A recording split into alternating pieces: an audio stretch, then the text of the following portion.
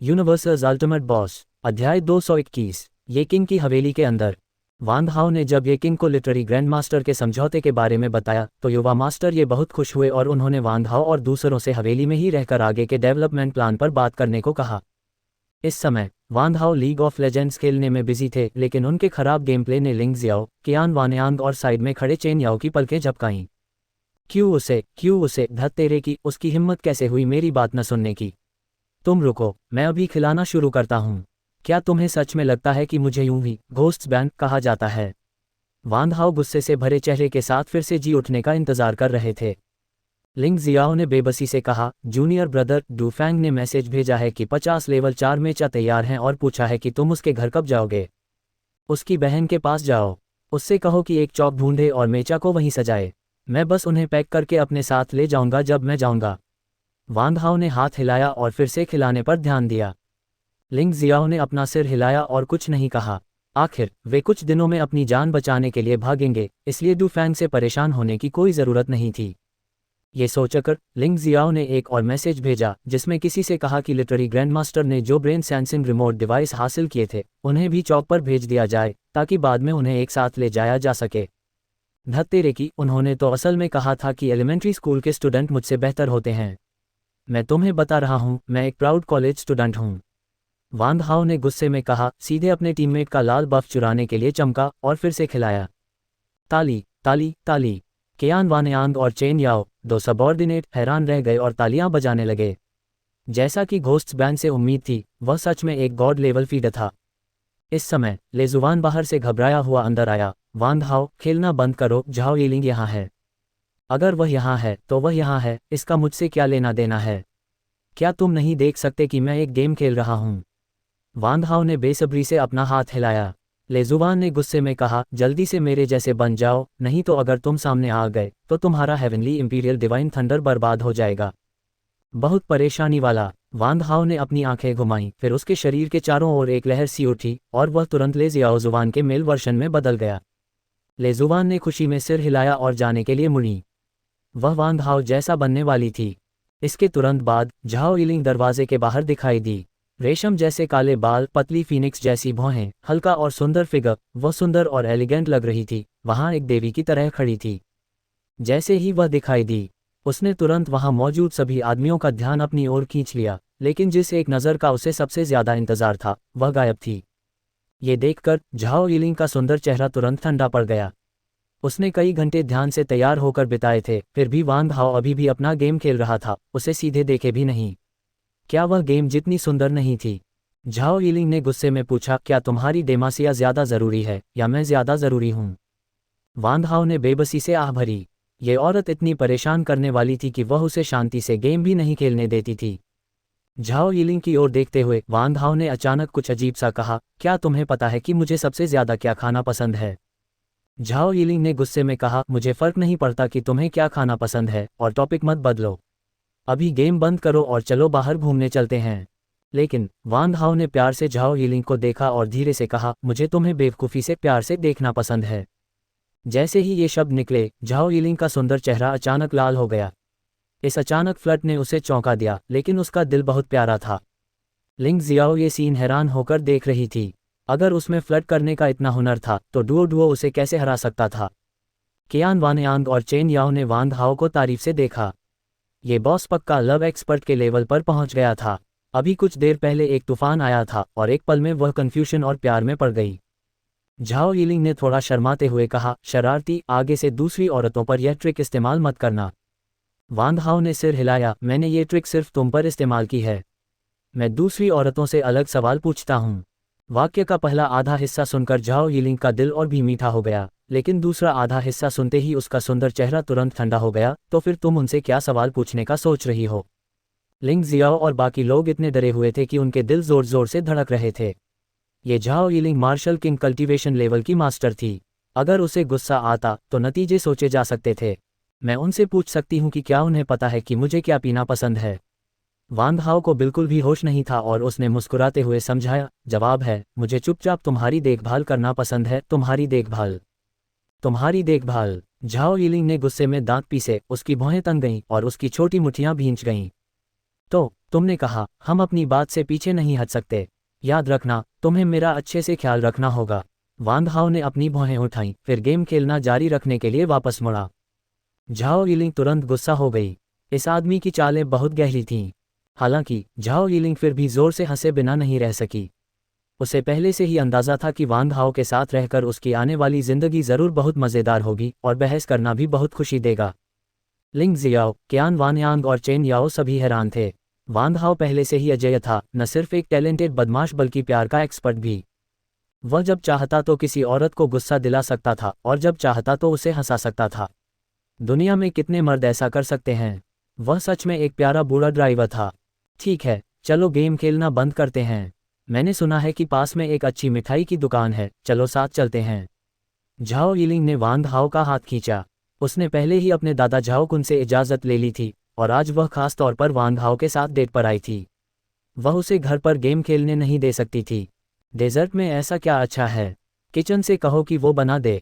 इतनी दूर जाकर खाने की क्या ज़रूरत है? अगर कोई कार टकरा गई तो? वांग हाओ गुस्से से लाल हो गया और खाना खाने लगा। उसने झाओ यिलिंग की तरफ सीधे देखा भी नहीं। झाओ यिलिंग का चेहरा गुस्से से लाल हो गया और उसका छोटा सा हाथ जोर से टेबल पर पड़ा और उसने हल्का सा मुंह बनाते हुए कहा, मैं तुम्हें आखिरी मौका दे रही हूं, तुम जा रहे हो या नहीं? वांग हाओ चौंक गया। अभी कुछ देर पहले वह एक छोटी पत्नी जैसी थी, वह अचानक शेरनी कैसे बन गई? कियान वानयांग और चेन याओ की पलकें झपकीं।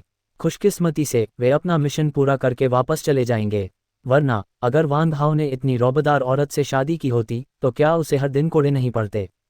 और उनके सबॉर्डिनेट होने के नाते उन दिनों के बारे में सोचना भी आसान नहीं होता। लिंग जियाओ ने जल्दी से वांग हाओ को देखा, मतलब साफ था, यह एक मार्शल किंग था, वे उसे नाराज नहीं कर सकते थे। वांग हाओ ने झाओ यिलिंग की तरफ देखा, क्योंकि यह छोटी लड़की खुद को उसके दरवाजे तक पहुंचाने की जिद कर रही थी। अगर उसने उसे जाने दिया तो क्या उस पर बिजली नहीं गिर जाएगी? और कुछ कहने की ज़रूरत नहीं है, चलो चलते हैं। ये सोचकर वांग हाओ के पास बस एएफके जाकर अपने टीममेट्स को खाना खिलाने का ही ऑप्शन था। ये देखकर झाओ यिलिंग अपनी छोटी पत्नी के रूप में वापस आ गई। मैं बाहर तुम्हारा इंतजार करूंगी, जाओ अपने कपड़े बदल लो। झाओ यिलिंग के जाने के बाद वांग हाओ लिंग जियाओ से पूछे बिना नहीं रह सका, अब तुम्हें पता चल गया है कि कानून मर्दों को 3 पत्नियां और 4 रखैल रखने की इजाज़त क्यों नहीं देता, है ना? लिंग जियाओ ने सिर हिलाया, मैं समझ गया, ये कानून मर्दों की रक्षा के लिए है। कियान वानयांग और चेन याओ ने भी बार बार सिर हिलाया। अगर उनके घर ऐसी बाघिनों से भरे होते और उनमें से कई होती तो उन्हें इतना खाया जाता कि हड्डियां भी न बचतीं। वांग हाओ ने लिंग जियाओ के कंधे पर थपथपाया, सीनियर ब्रदर, डुओ डुओ उस बारे में भूल जाओ। बैचलर बनो, कम से कम तुम्हें आज़ादी तो मिलेगी। यह लिंग जियाओ ने एक पल सोचा और आखिर में सिर हिलाया। डिंग डोंग, होस्ट को एक नेक नौजवान को वापस लाने और 100,000 विलेन पॉइंट्स पाने के लिए बधाई। वांग हाओ की आंखें चमक उठीं। हे भगवान, इस सीनियर ब्रदर का कैरेक्टर काफ़ी ईमानदार है।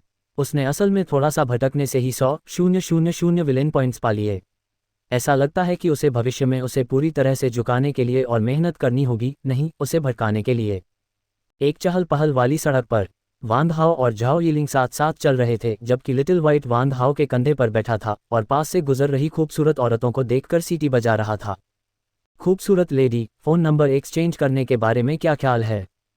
खूबसूरत लेडी, प्लीज़ इस छोटे खरगोश को ड्रिंक पिलाओ। तुम इस छोटे खरगोश को जैसे चाहो छू सकते हो। उद्धरण चिन्ह डॉट डॉट डॉट उद्धरण चिन्ह।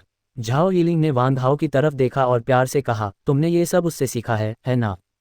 बकवास। वांग हाओ ने बार बार सिर हिलाया, फिर गंभीरता से कहा, मैं शुरू में एक अच्छा बच्चा था जिसमें बड़े सपने थे, लेकिन जब से मैं इस बदमाश खरगोश से मिला हूं, मैं भटक गया हूं। झाओ यिलिंग खुद को हंसने से रोक नहीं पाया, तो तुम्हारे हिसाब से तुम्हें लिटिल व्हाइट ने गुमराह किया था? वांग हाओ ने बार बार सिर हिलाया, ये दिखाते हुए कि उसका मतलब बिल्कुल यही था। झाओ यिलिंग ने वांग हाओ को प्यार से घूरा। जब इस बदमाश ने झूठ बोला तो उसका चेहरा लाल नहीं हुआ और उसका दिल नहीं धड़का। ये खरगोश ज़्यादा से ज़्यादा 2 साल का लग रहा था। यह उसे कैसे गुमराह कर सकता है? वांग हाओ तुरंत हैरान रह गया, मर गया, मर गया। उसे असल में कर्ट लग गया था। रास्ते से हटो, रास्ते से हटो। तभी दूर से शोर मचा। वांग हाओ ने अपना सिर घुमाया और लोगों का एक ग्रुप देखा। ये लोग बूढ़े नहीं थे, सबसे बूढ़ा 20 साल से कम का था और उनकी साधना सभी मार्शल मास्टर्स की थी। वांग हाओ को हैरानी इस बात की थी कि ये किंग और डू फैंग भी वहां थे। बस अब उन दोनों में अपनी रोज की आदत का नामो निशान भी नहीं था। घमंड, एक जवान आदमी के बगल में इज्जत से खड़ी थी। उसी समय ये किंग वांग हाओ को आंख मारती रही, उसे जल्दी से जाने का इशारा करते हुए, यह इशारा करते हुए कि इस जवान आदमी को उकसाना नहीं है। सॉन्ग जी, तुम यहाँ क्या कर रहे हो? झाओ यिलिंग का चेहरा सख्त था क्योंकि वह अपने सामने वाले जवान आदमी को घूर रही थी। झाओ यिलिंग, मैंने सुना है कि तुम्हें बाहर एक आदमी मिला है। मैं कैसे नहीं आ सकता? सॉन्ग जी नाम के उस जवान आदमी ने ठंडी आवाज में कहा, और वांग हाओ को देखते ही उसकी आंखों में जान से मारने का इरादा चमक उठा। ये तय करना तुम्हारा काम नहीं है कि यह जवान लड़की क्या करना चाहती है। झाओ यिलिंग की भौहें तन गईं और उसकी शानदार असली एनर्जी तुरंत बाहर निकल आई और उसके आसपास बिजली की चमक भर गई।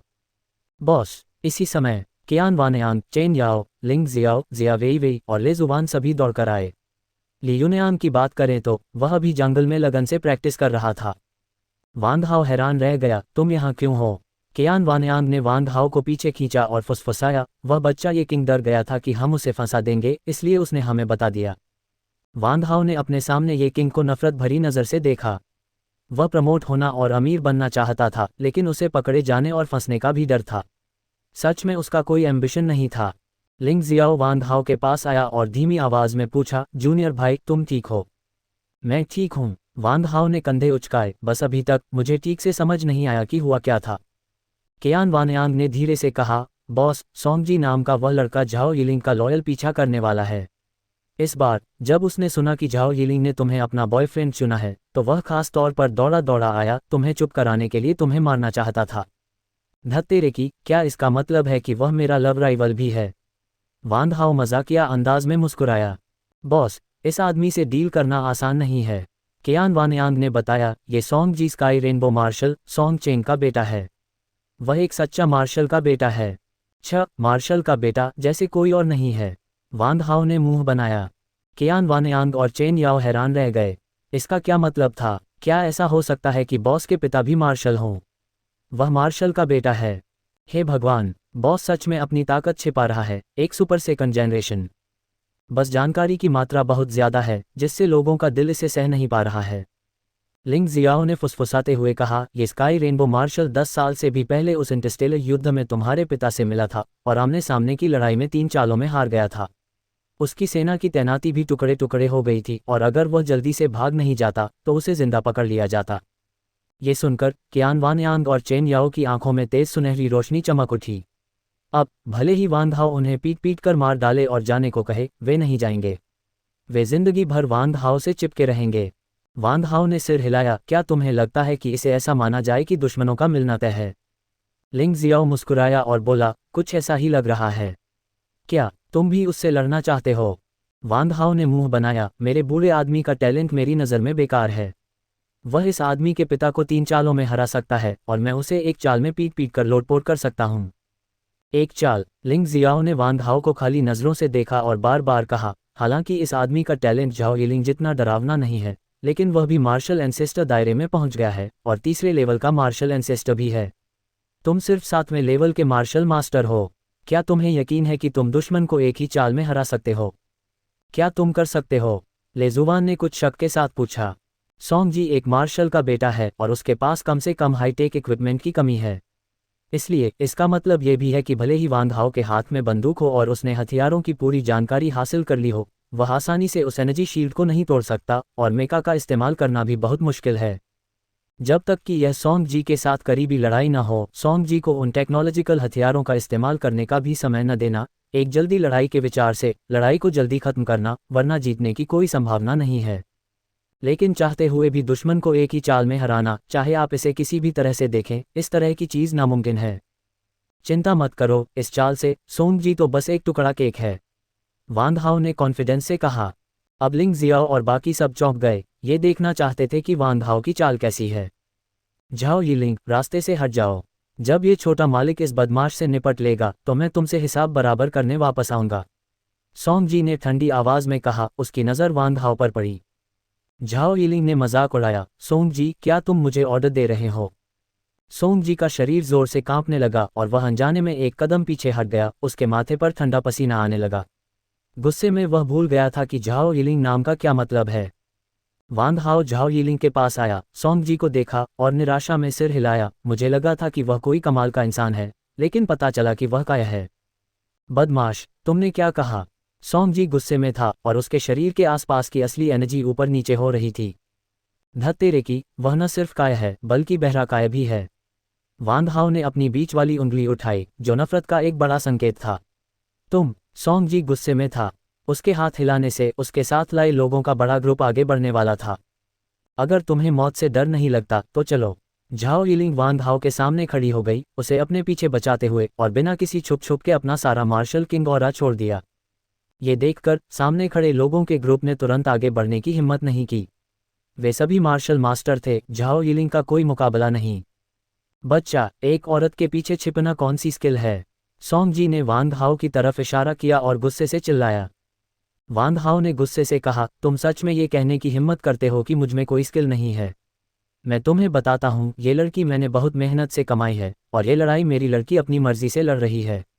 क्या ये स्किल नहीं है? मैं तुम्हें बताता हूँ, ये स्किल है। इस मूव को रखवाला होना कहते हैं, और हर किसी में इसे इस्तेमाल करने का स्किल नहीं होता। लिंग जियाओ और बाकी लोग तुरंत जोर से हंस पड़े। यह मूव सच में जमीन हिला देने वाला और भूत प्रेत जैसा था। दुश्मन को एक ही मूव में हराना कोई प्रॉब्लम नहीं थी। उसी समय पूरी जगह तुरंत शांत हो गई, हर कोई वांग हाओ को बड़ी बड़ी आंखों से घूर रहा था।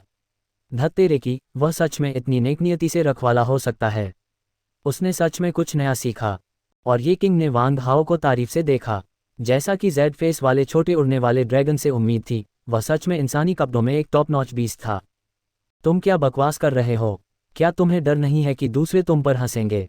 झाओ यिलिंग ने गुस्से से वांग हाओ को घूरा। उसके आदमी में एम्बिशन की कमी कैसे हो सकती है? ऐसा लग रहा था कि उससे शादी करने के बाद उसे ठीक से पढ़ाना लिखाना होगा। वांग हाओ ने मुंह बनाया, उसके चेहरे पर गर्व था, और कहा, दूसरे लोग मुझ पर मुफ्तखोरी के लिए हंसते हैं, लेकिन मैं उन पर बेवकूफ़ होने के लिए हंसता हूँ। छी! वहाँ मौजूद सभी लोग फिर से हंस पड़े। उन्होंने सच में किसी को मुफ्तखोरी पर इतना गर्व करते हुए नहीं देखा था। सॉन्ग जी ने झाओ यिलिंग को देखा, हैरान होकर पूछा, यही वह आदमी है जिसे तुमने ढूंढा था? झाओ यिलिंग ने अपनी कनपटियां रगड़ी, फिर ठंडी सांस ली। ये सही है, ये वही आदमी है जिसे इस यंग मिस ने बड़ी मेहनत से चुना है, और यह वही आदमी है जिसे ये यंग मिस अपनी मर्जी से मुफ्तखोरी करने देती है। क्या तुम्हें कोई एतराज़ है? जैसे ही उसकी आवाज़ धीमी हुई, वहां मौजूद सभी मर्दों ने वांग हाओ को जलन और नफरत भरी नज़रों से देखा। इस आदमी में ऐसी कौन सी खूबी और काबिलियत थी कि उसने झाओ यिलिंग जैसी राजकुमारी लेवल की खूबसूरत लड़की को न सिर्फ अपना बना लिया, बल्कि उसे इस बात की भी परवाह नहीं थी कि वह मुफ्त में कुछ खा रहा है। ये पक्का कुछ ऐसा था जिसका सपना सभी मर्द देखते हैं। झाओ यिलिंग। सॉन्ग जी ने झाओ यिलिंग को आग उगलती आंखों से देखा। उसे यकीन नहीं हो रहा था कि झाओ यिलिंग को ऐसा आदमी मिल जाएगा। डरपोक, तुम लड़ रहे हो या नहीं? वांग हाओ ने बेसब्री से कहा, अगर तुम लड़ नहीं रहे हो तो जल्दी से भाग जाओ। इस बूढ़े आदमी को मुफ्तखोरी करने से मत रोको। खांसी, लिंग जियाओ और दूसरों का गला रुंध गया। उन्हें यकीन था कि इस आदमी ने अपनी ईमानदारी पूरी तरह खो दी है। कियान वानयांग और चेन याओ हैरान होकर वांग हाओ को घूर रहे थे। बॉस, तुम कम से कम मार्शल के बेटे तो हो, तुम में शर्म कैसे नहीं है? तभी दो मेन इन ब्लैक सॉन्ग जी के पास आए और आदर से कहा, यंग मास्टर। झाओ यिलिंग का चेहरा तुरंत गंभीर हो गया। इन दो मेन इन ब्लैक के पास मार्शल किंग की साधना थी। अगर वह उलझ जाती तो वांग हाओ बड़ी मुसीबत में पड़ जाती। ये सोचकर झाओ यिलिंग ने मदद के लिए पुकारने के लिए अपना स्मार्ट ब्रेसलेट थपथपाया। झाओ यिलिंग, परेशान मत हो, सॉन्ग जी ने एक शालीन मुस्कान के साथ कहा, मैंने बस उनसे पास के कम्युनिकेशन डिवाइस ब्लॉक करवाए थे। अभी मैसेज भेजना बेकार है। सॉन्ग जी, क्या तुम्हें डर नहीं है कि मैं बाद में तुमसे हिसाब किताब कर लूँगा? झाओ यिलिंग का चेहरा बहुत ठंडा था। सॉन्ग जी ने खुद को संभाला। उसकी आंखों में एक तेज चमक आ गई। मैंने तुमसे कहा था, तुमसे शादी सिर्फ मैं ही कर सकता हूँ। अगर मैं नहीं, तो अगर तुम्हें कोई मिल गया तो मैं उसे मार डालूंगा। लिंग जियाओ वांग हाओ के पास आया और फुसफुसाया, जूनियर ब्रदर अब बड़ी मुसीबत में है। हमें क्या करना चाहिए? क्या हमें एक सिग्नल भेजना चाहिए और 100 चेंजेस को कोई कदम उठाने देना चाहिए? वांग हाओ ने सामने खड़े लोगों की तरफ देखा, अपना सिर थोड़ा हिलाया। उनमें से सिर्फ सॉन्ग जी ही मार्शल एंसेस्टर लेवल 3 है, बाकी सब मार्शल मास्टर्स हैं। जब तक सॉन्ग जी से निपटा जाएगा, दूसरों को कोई प्रॉब्लम नहीं होगी। लेकिन सॉन्ग जी से कौन निपटेगा? लेजुवान भी पास आया और धीमी आवाज में पूछा। मैं तुम लोगों पर भरोसा नहीं कर सकता, इसलिए मुझे जाना होगा। वांग हाओ ने बेबसी से कंधे उचकाए। क्या तुम्हें पक्का यकीन है? लेजुवान ने कुछ शक से वांग हाओ को देखा। वांग हाओ थोड़ा मुस्कुराया, कोई एक्सप्लेनेशन नहीं दिया, लेकिन उसका दिल बहुत दुख रहा था। हाल के दिनों में उन बार होस्टेस के वीडियो बहुत ज़्यादा शेयर किए गए थे, जिससे कई आदमी एक्साइटमेंट से उछल पड़े और उसकी तारीफ करते हुए कहा कि वह अकेला ऐसा आदमी है जो खुद मीट खाना जानता है और फिर भी अपने फैंस को सूप देता है। हालांकि कई ब्रेन डेड फैंस ने भी वुल्फ रोम्स द वर्ल्ड को अलग अलग प्रोटेस्ट के साथ घेर लिया, जिससे उसके विलेन पॉइंट्स 13 बिलियन से ज़्यादा हो गए। मौजूदा हालात को देखते हुए कल्टीवेशन में ब्रेक थ्रू साफ तौर पर नामुमकिन था, लेकिन अगर वह unity of heaven and man को समझ सकता तो मार्शल को हराने का चांस अभी भी था। पूर्वज शुरू में वह 10 बिलियन विलेन पॉइंट्स बचाना चाहता था ताकि देख सके कि क्या वह खुद इसे समझ सकता है और इसे तभी खरीदेगा जब बहुत ज़रूरी हो। लेकिन अब ऐसा लग रहा था कि उसके पास इसे खरीदने के अलावा कोई चारा नहीं था। ये सोचकर वान हाओ ने गहरी सांस ली और सिस्टम को कॉल करना शुरू किया। सिस्टम, सीधे unity of heaven and man potion की एक बोतल के बदले। डिंग डोंग, होस्ट को बधाई, unity of heaven and man potion खरीदने के लिए 10 बिलियन विलेन पॉइंट्स खर्च करने के लिए। जब सिस्टम ने सीधे वान हाओ के शरीर में unity of heaven and man potion डाला तो वान हाओ अलौकिक हो गया। दूसरों के बगल में खड़े होने पर भी लोग उसकी आभा का पता नहीं लगा सके। ये स्वर्ग और पृथ्वी के साथ मिलने की स्थिति थी। ये देखकर पूरा सीन तुरंत शांत हो गया। सब लोग चौड़ी आंखों से वान हाओ को घूर रहे थे। हे भगवान, ये तो किताबों में बताई गई unity of heaven and man है। ये किंग अचानक चिल्लाया। ये किंग की आवाज़ ने वहां मौजूद सभी लोगों को चौंका दिया और तुरंत चर्चा शुरू हो गई। यह आदमी हमारी उम्र का है, ज़्यादा से ज़्यादा 20 साल से कम। वह unity of heaven and man को कैसे समझ सकता है?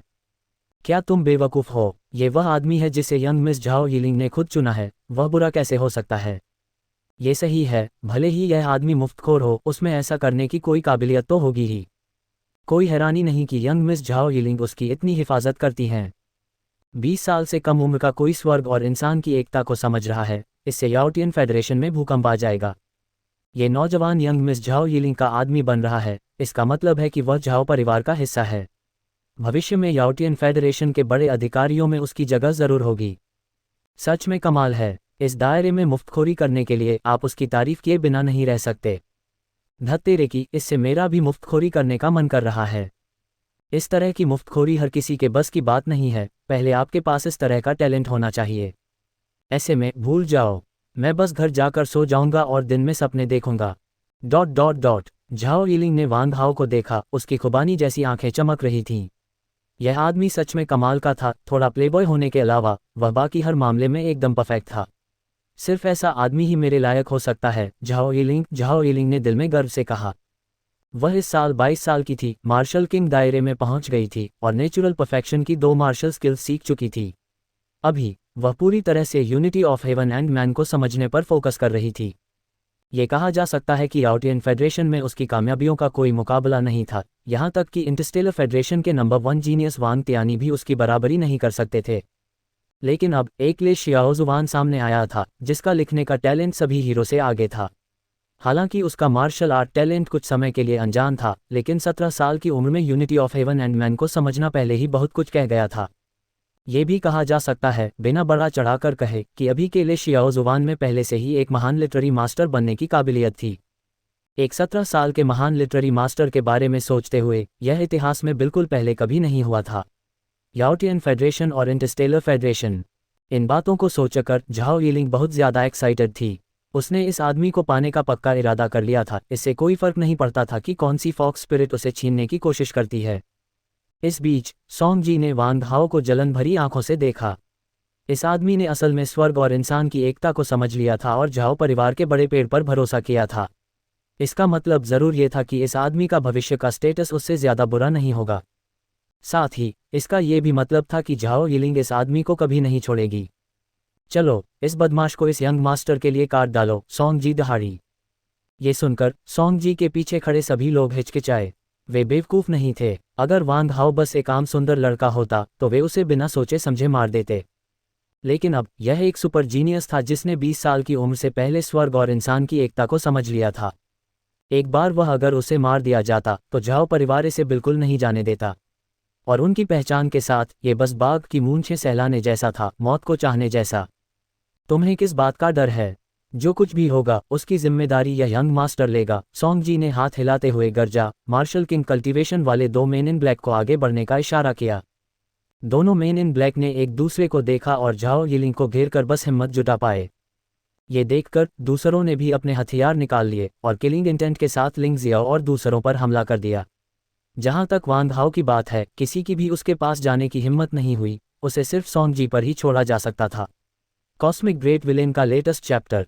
सोंग जी ने वांग हाओ को ठंडेपन से देखा। भले ही तुम्हारे पास बेमिसाल टैलेंट हो, फिर भी उसका क्या फ़ायदा? अगर मैं तुम्हें मरवाना चाहता हूं तो तुम मर जाओगे। सोंग जी, अगर तुमने उसे मारने की हिम्मत की तो मैं तुम्हें मार डालूंगा। झाओ यिलिंग की डरावनी आवाज़ आई। सोंग जी ने झाओ यिलिंग को देखा, जो काले कपड़ों में दो आदमियों से घिरा हुआ था, और मजाक उड़ाते हुए कहा, झाओ यिलिंग, तुम मुझे मार सकते हो, लेकिन मेरे पिता तुम्हें ज़रूर मार देंगे। तब तक हम जिंदगी में एक बिस्तर शेयर नहीं कर पाएंगे, लेकिन मौत में हम एक कब्र शेयर कर सकते हैं। ये सुनकर वहां मौजूद सभी लोग कांप गए। ये सोंग जी तो बस एक बिगड़ा हुआ आदमी था, वह असल में झाओ यिलिंग का इस हद तक दीवाना था। झाओ यिलिंग गुस्से में थी और उसके शरीर से बिजली की चमक निकली जब उसने काले कपड़ों वाले दो आदमियों पर हमला किया। अगर तुम मुझे मारना चाहते हो तो तुम्हें मेरे हाथों मारे जाने के लिए तैयार रहना होगा। वांग हाओ ने मुंह बनाया, अपना दाहिना हाथ घुमाया और उसके हाथ में एक लेवल 5 एलॉय ग्रेट स्वॉर्ड आ गई। एक छोटी सी बात ने वहां मौजूद सभी लोगों के दिलों में शॉकवेव्स भेज दीं। वांग हाओ ने सच में इतने घमंड से कहा कि वह सोंग जी को मार डालेगा। क्या उसे समझ नहीं आया कि वह सिर्फ लेवल 7 मार्शल मास्टर था, जबकि सोंग जी पहले से ही लेवल 3 मार्शल ग्रैंड मास्टर था। 6 लेवल का फर्क था और एक बड़ा दायरा था। क्या आज अप्रैल था? मूर्ख दिवस।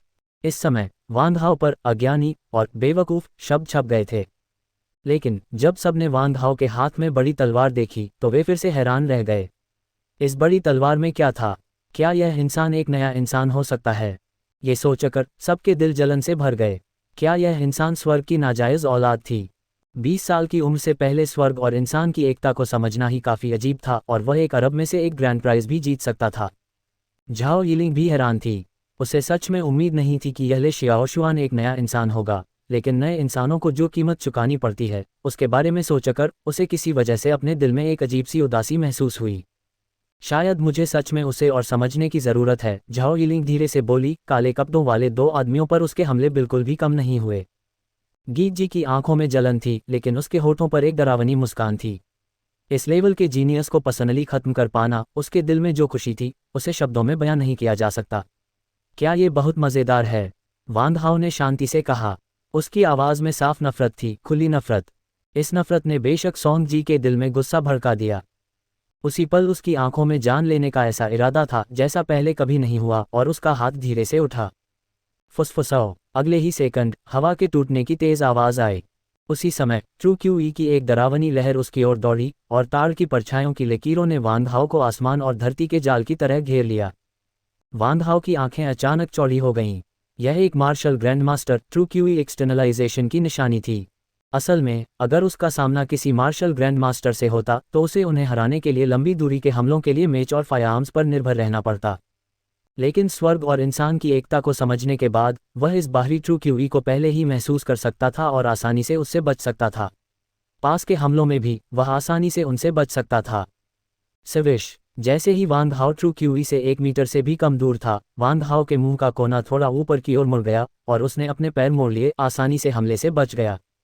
हालांकि ये सब अभी खत्म नहीं हुआ था। वांग हाओ के पैर हवा की तरह थे और वह तुरंत सोंग जी के पास आ गया। उसके हाथ में ग्रेट स्वॉर्ड पहले से ही उठी हुई थी और माउंट ताई के नीचे गिरने की गति के साथ एक भयानक वजन का एहसास हुआ। स्वर्ग तोड़ने वाली ग्रेट स्वॉर्ड 8, पहली तलवार, बादल तोड़ने वाला स्काई स्लैश। यह वहां मौजूद सभी लोग तुरंत हैरान रह गए। क्या बकवास है, उन्होंने कुछ गलत नहीं देखा, है ना? वह फुर्तीला फुटवर्क निश्चित रूप से नेचुरली बना था, इसमें कोई शक नहीं।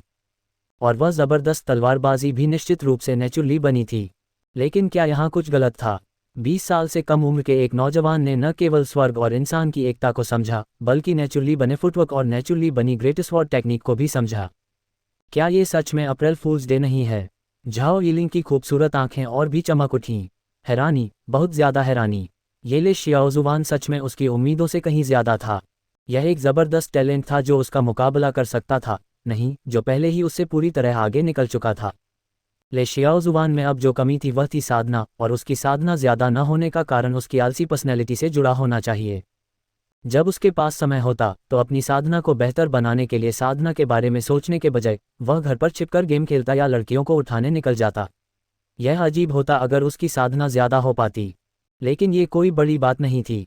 उसका आदमी बनने के बाद झाओ यिलिंग ये छोटी मोटी कमियां वह ज़रूर ठीक कर देगी और वह उसके दिल में सबसे परफेक्ट पुरुष देवता बन जाएगा। गड़गड़ाहट। एक जोरदार धमाके के साथ सोंग जी का शरीर अचानक पीछे की ओर उड़ गया, लेकिन एनर्जी शील्ड की एक परत उसे बचा रही थी। Bang bang bang. लेकिन इसी समय वान हाओ के हाथ में बड़ी तलवार अचानक जमीन में धंस गई और उसके हाथों में 2 लेवल 4 ऑटोमेटिक बंदूकें आ गईं। यह नया इक्विपमेंट था जिसे उसने हाल ही में कमाए पैसों से खास तौर पर खरीदा था। जब एक के बाद एक गोली लगातार सोंग जी की एनर्जी शील्ड पर एक ही जगह लगी तो पूरा सीन शांत हो गया। सबको लगा जैसे डर के मारे उनके दिल सीने से बाहर निकल आएंगे। धत तेरे की, क्या यह आदमी सच में इंसान है? ये 100% हिट रेट कहने को कुछ नहीं है, ये पक्का हथियारों की नेचुरली बनी हुई मास्टरी है। हाँ, सोंग जी, जो एनर्जी शील्ड में छिपा था, अचानक हंस पड़ा। बच्चे, मैं मानता हूं कि तुम्हारे पास बेमिसाल टैलेंट है, लेकिन अगर तुम्हारे पास बेमिसाल टैलेंट भी है तो उसका क्या फ़ायदा? मैं लेवल 5 एनर्जी शील्ड इस्तेमाल कर रहा हूं। अगर तुम रेलगन भी इस्तेमाल करोगे तो भी तुम उसे एक शॉट में नहीं उड़ा पाओगे। वान हाओ ने मुंह बनाया और कुछ नहीं बोला। वह अभी भी बैंग बैंग बैंग की आवाज़ कर रहा था। लेवल 5 एनर्जी शील्ड बहुत पावरफुल होती है, लेकिन एनर्जी शील्ड कितनी भी पावरफुल क्यों न हो, उसका एक एनर्जी रिलीज पॉइंट होता है। बस बात यह थी कि हाई लेवल एनर्जी शील्ड की एंड्योरेंस ज़्यादा होती है, लेकिन उसके लगातार फायर करने के बाद वह भी टूट जाती थी। बस बात यह थी कि लेवल 4 ऑटोमेटिक गन का रिकॉइल बहुत ज़्यादा था, जिससे वह इसे थोड़ा झेल नहीं पाता था। ज़्यादा से ज़्यादा वह 100 या उससे ज़्यादा शॉट ही फायर कर पाता था और उसके हाथ निश्चित रूप से उठ नहीं पाते थे। थोड़ी देर बाद सोंग जी के चारों ओर की एनर्जी शील्ड एक धमाके के साथ टूट गई। पूरा सीन फिर से शांत हो गया। धत तेरे की, यह आदमी अभी जिस पॉइंट पर मार रहा था वह एनर्जी रिलीज पॉइंट था, लेकिन वह पॉइंट सुई की नोक से भी छोटा था। इस आदमी ने इसे कैसे देखा? भले ही वह चीटिंग कर रहा था, उसे इस तरह की परेशानी खड़ी करने की ज़रूरत नहीं थी, है ना? हालांकि सोंग जी बिल्कुल भी नर्वस नहीं था। इसके बजाय उसने वान हाओ को मजाक में देखा। वान हाओ के हाथ नीचे लटक रहे थे, जाहिर है लेवल 4 ऑटोमेटिक गन के रिकॉइल की वजह से उसके हाथ पहले ही नहीं उठ पा रहे थे। बच्चे, तुम सच में कमाल के हो। तुम एक मार्शल मास्टर की तरह कल्टीवेशन के साथ लेवल 4 ऑटोमेटिक गन से 100 से ज़्यादा शॉट फायर कर सकते हो। सोंग जी ने तारीफ से वान हाओ को देखा। सच कहूं तो अगर झाओ यिलिंग को वान हाओ पसंद नहीं आया होता तो वह सच में वान हाओ को अपने कमांड में लेना चाहता और उसे अपना बायां और दायां हाथ बनाना चाहता। वान हाओ ने मुंह बनाया, मैं तुम्हें सलाह देता हूं कि ज़्यादा घमंडी मत बनो। भले ही मेरे हाथ न उठ सकें, लेकिन हारने वाला तो तुम ही हो। वहां मौजूद सभी लोगों ने सिर हिलाया और आह भरी। उन्हें यकीन नहीं हो रहा था कि लेवल 4 ऑटोमेटिक गन से 100 से ज़्यादा शॉट फायर करने के बाद भी वान हाओ सिर्फ लेवल 7 मार्शल मास्टर की कल्टीवेशन के साथ सोंग जी को हरा सकता है। यह उसकी आखिरी मौत की पीड़ा होगी। Cosmic great villain. 10,41,04,287 cosmic great villain. Cosmic level के बड़े विलेन का लेटेस्ट चैप्टर। सोंग जी, अगर तुमने उसे छूने की हिम्मत की तो ये यंग मिस आज तुमसे मौत तक लड़ेगी। झाओ यिलिंग बहुत परेशान थी। उसका पूरा शरीर बिजली की तरह चमक रहा था, जैसे कोई ताकतवर थंडर गॉड दोनों मार्शल किंग्स पर बिना सोचे समझे हमला कर रहा हो। दोनों मार्शल किंग्स को बहुत बुरा लगा। आखिर झाओ यिलिंग एक सुपर जीनियस थी और उसकी अटैक पावर एकदम ज़बरदस्त थी। वह उन्हें इतनी ज़ोर से मार रही थी कि दर्द हो रहा था, लेकिन वे सिर्फ झाओ यिलिंग को रोक सकते थे और उस पर सीधे हमला करने की हिम्मत नहीं कर सकते थे, वरना अगर मार्शल झाओ कुन को गुस्सा आ जाता तो उनकी जान चली जाती। लिंग जियाओ और बाकी लोग भी बहुत घबरा गए थे और उन्होंने अपनी पूरी ताकत लगा दी। वान हाओ को सपोर्ट करने के लिए आगे बढ़ना चाहते थे, लेकिन सोंग जी के सबॉर्डिनेट्स ने उन्हें कसकर घेर लिया था, उन्हें कोई मौका नहीं दिया। सोंग जी ने झाओ यिलिंग की बातों को पूरी तरह नज़रअंदाज करते हुए ठंडी मुस्कान दी। उसने अपनी कमर से रिवॉल्वर निकाली और वान हाओ के सिर पर तान दी। लेकिन वान हाओ ने बस होंठ सिकुड़े। साफ था कि वह सोंग जी को भी सीरियसली नहीं ले रहा था। आहा, इस बेबी रैबिट के आने का टाइम आ गया है। तभी सोंग जी के पीछे से एक बचकानी आवाज़ आई। जब सोंग जी ने मुड़कर देखा तो जीन्स और सफ़ेद टी शर्ट पहने एक सफ़ेद रैबिट की आंखों की पुतलियां तेज़ी से बड़ी हो गईं। उसी समय बचकानी आवाज़ उसके कान में गूंजी, इस बेबी रैबिट का ठग फिस्ट देखो। थप्पड़ थप्पड़ थप्पड़। अगले ही सेकंड सोंग जी को लगा जैसे उसके चेहरे पर किसी बड़े हथौड़े से वार हुआ हो, और यह सिर्फ एक वार नहीं था, यह एक के बाद एक वार थे। हो, लिटिल वाइट ने दोनों तरफ से हमला किया। सोंग जी के चेहरे पर एक के बाद एक मुंह के मारे, जिससे सोंग जी पूरी तरह से हैरान रह गया और उसे बचने का कोई मौका नहीं मिला। वान हाओ ने आह भरी और अपना सिर हिलाया, मैंने तो तुमसे कहा था कि ज्यादा घमंड मत करो, वरना तुम ही पक्के तौर पर पिटोगे। तुमने मुझ पर यकीन क्यों नहीं किया? ये सुनकर वहां मौजूद सभी लोगों के चेहरे तुरंत काले पड़ गए। इस आदमी को वहां खड़े होकर बात करते हुए सच में दर्द महसूस नहीं हुआ। वांग हाओ की अभी की हालत को देखते हुए सभी जानते थे कि वह खत्म हो गया है, लेकिन कौन उम्मीद कर सकता था कि अचानक एक खरगोश आ जाएगा। इसके अलावा ये प्यारा, नुकसान न पहुंचाने वाला खरगोश इतना खूंखार था। इसने न केवल सोंग जी पर चुपके से हमला किया, बल्कि उसे तब तक पीटा जब तक उसमें वापस लड़ने की ताकत नहीं बची। ऐसा अंदाजा है कि लगातार हो रहे हमलों से सोंग जी का दिमाग बहुत देर तक सुन्न हो गया होगा। अगर वह वापस लड़ना भी चाहता तो इसे बताने के लिए बस यही कहा जा सकता है कि ये रखेल ऐसा नहीं कर सकती। वांग हाओ ने लिटिल वाइट को मुंह के मारते हुए देखा, रिकवरी पोशन की एक बोतल निकाली और उसे एक ही घूंट में पी गया। उसके हाथों का दर्द तुरंत गायब हो गया। अब सोंग जी की तरफ घबराहट होने लगी। अगर वांग हाओ ने सच में सोंग जी को मार दिया तो वे मार्शल तियानहोन को ये कैसे समझाएंगे।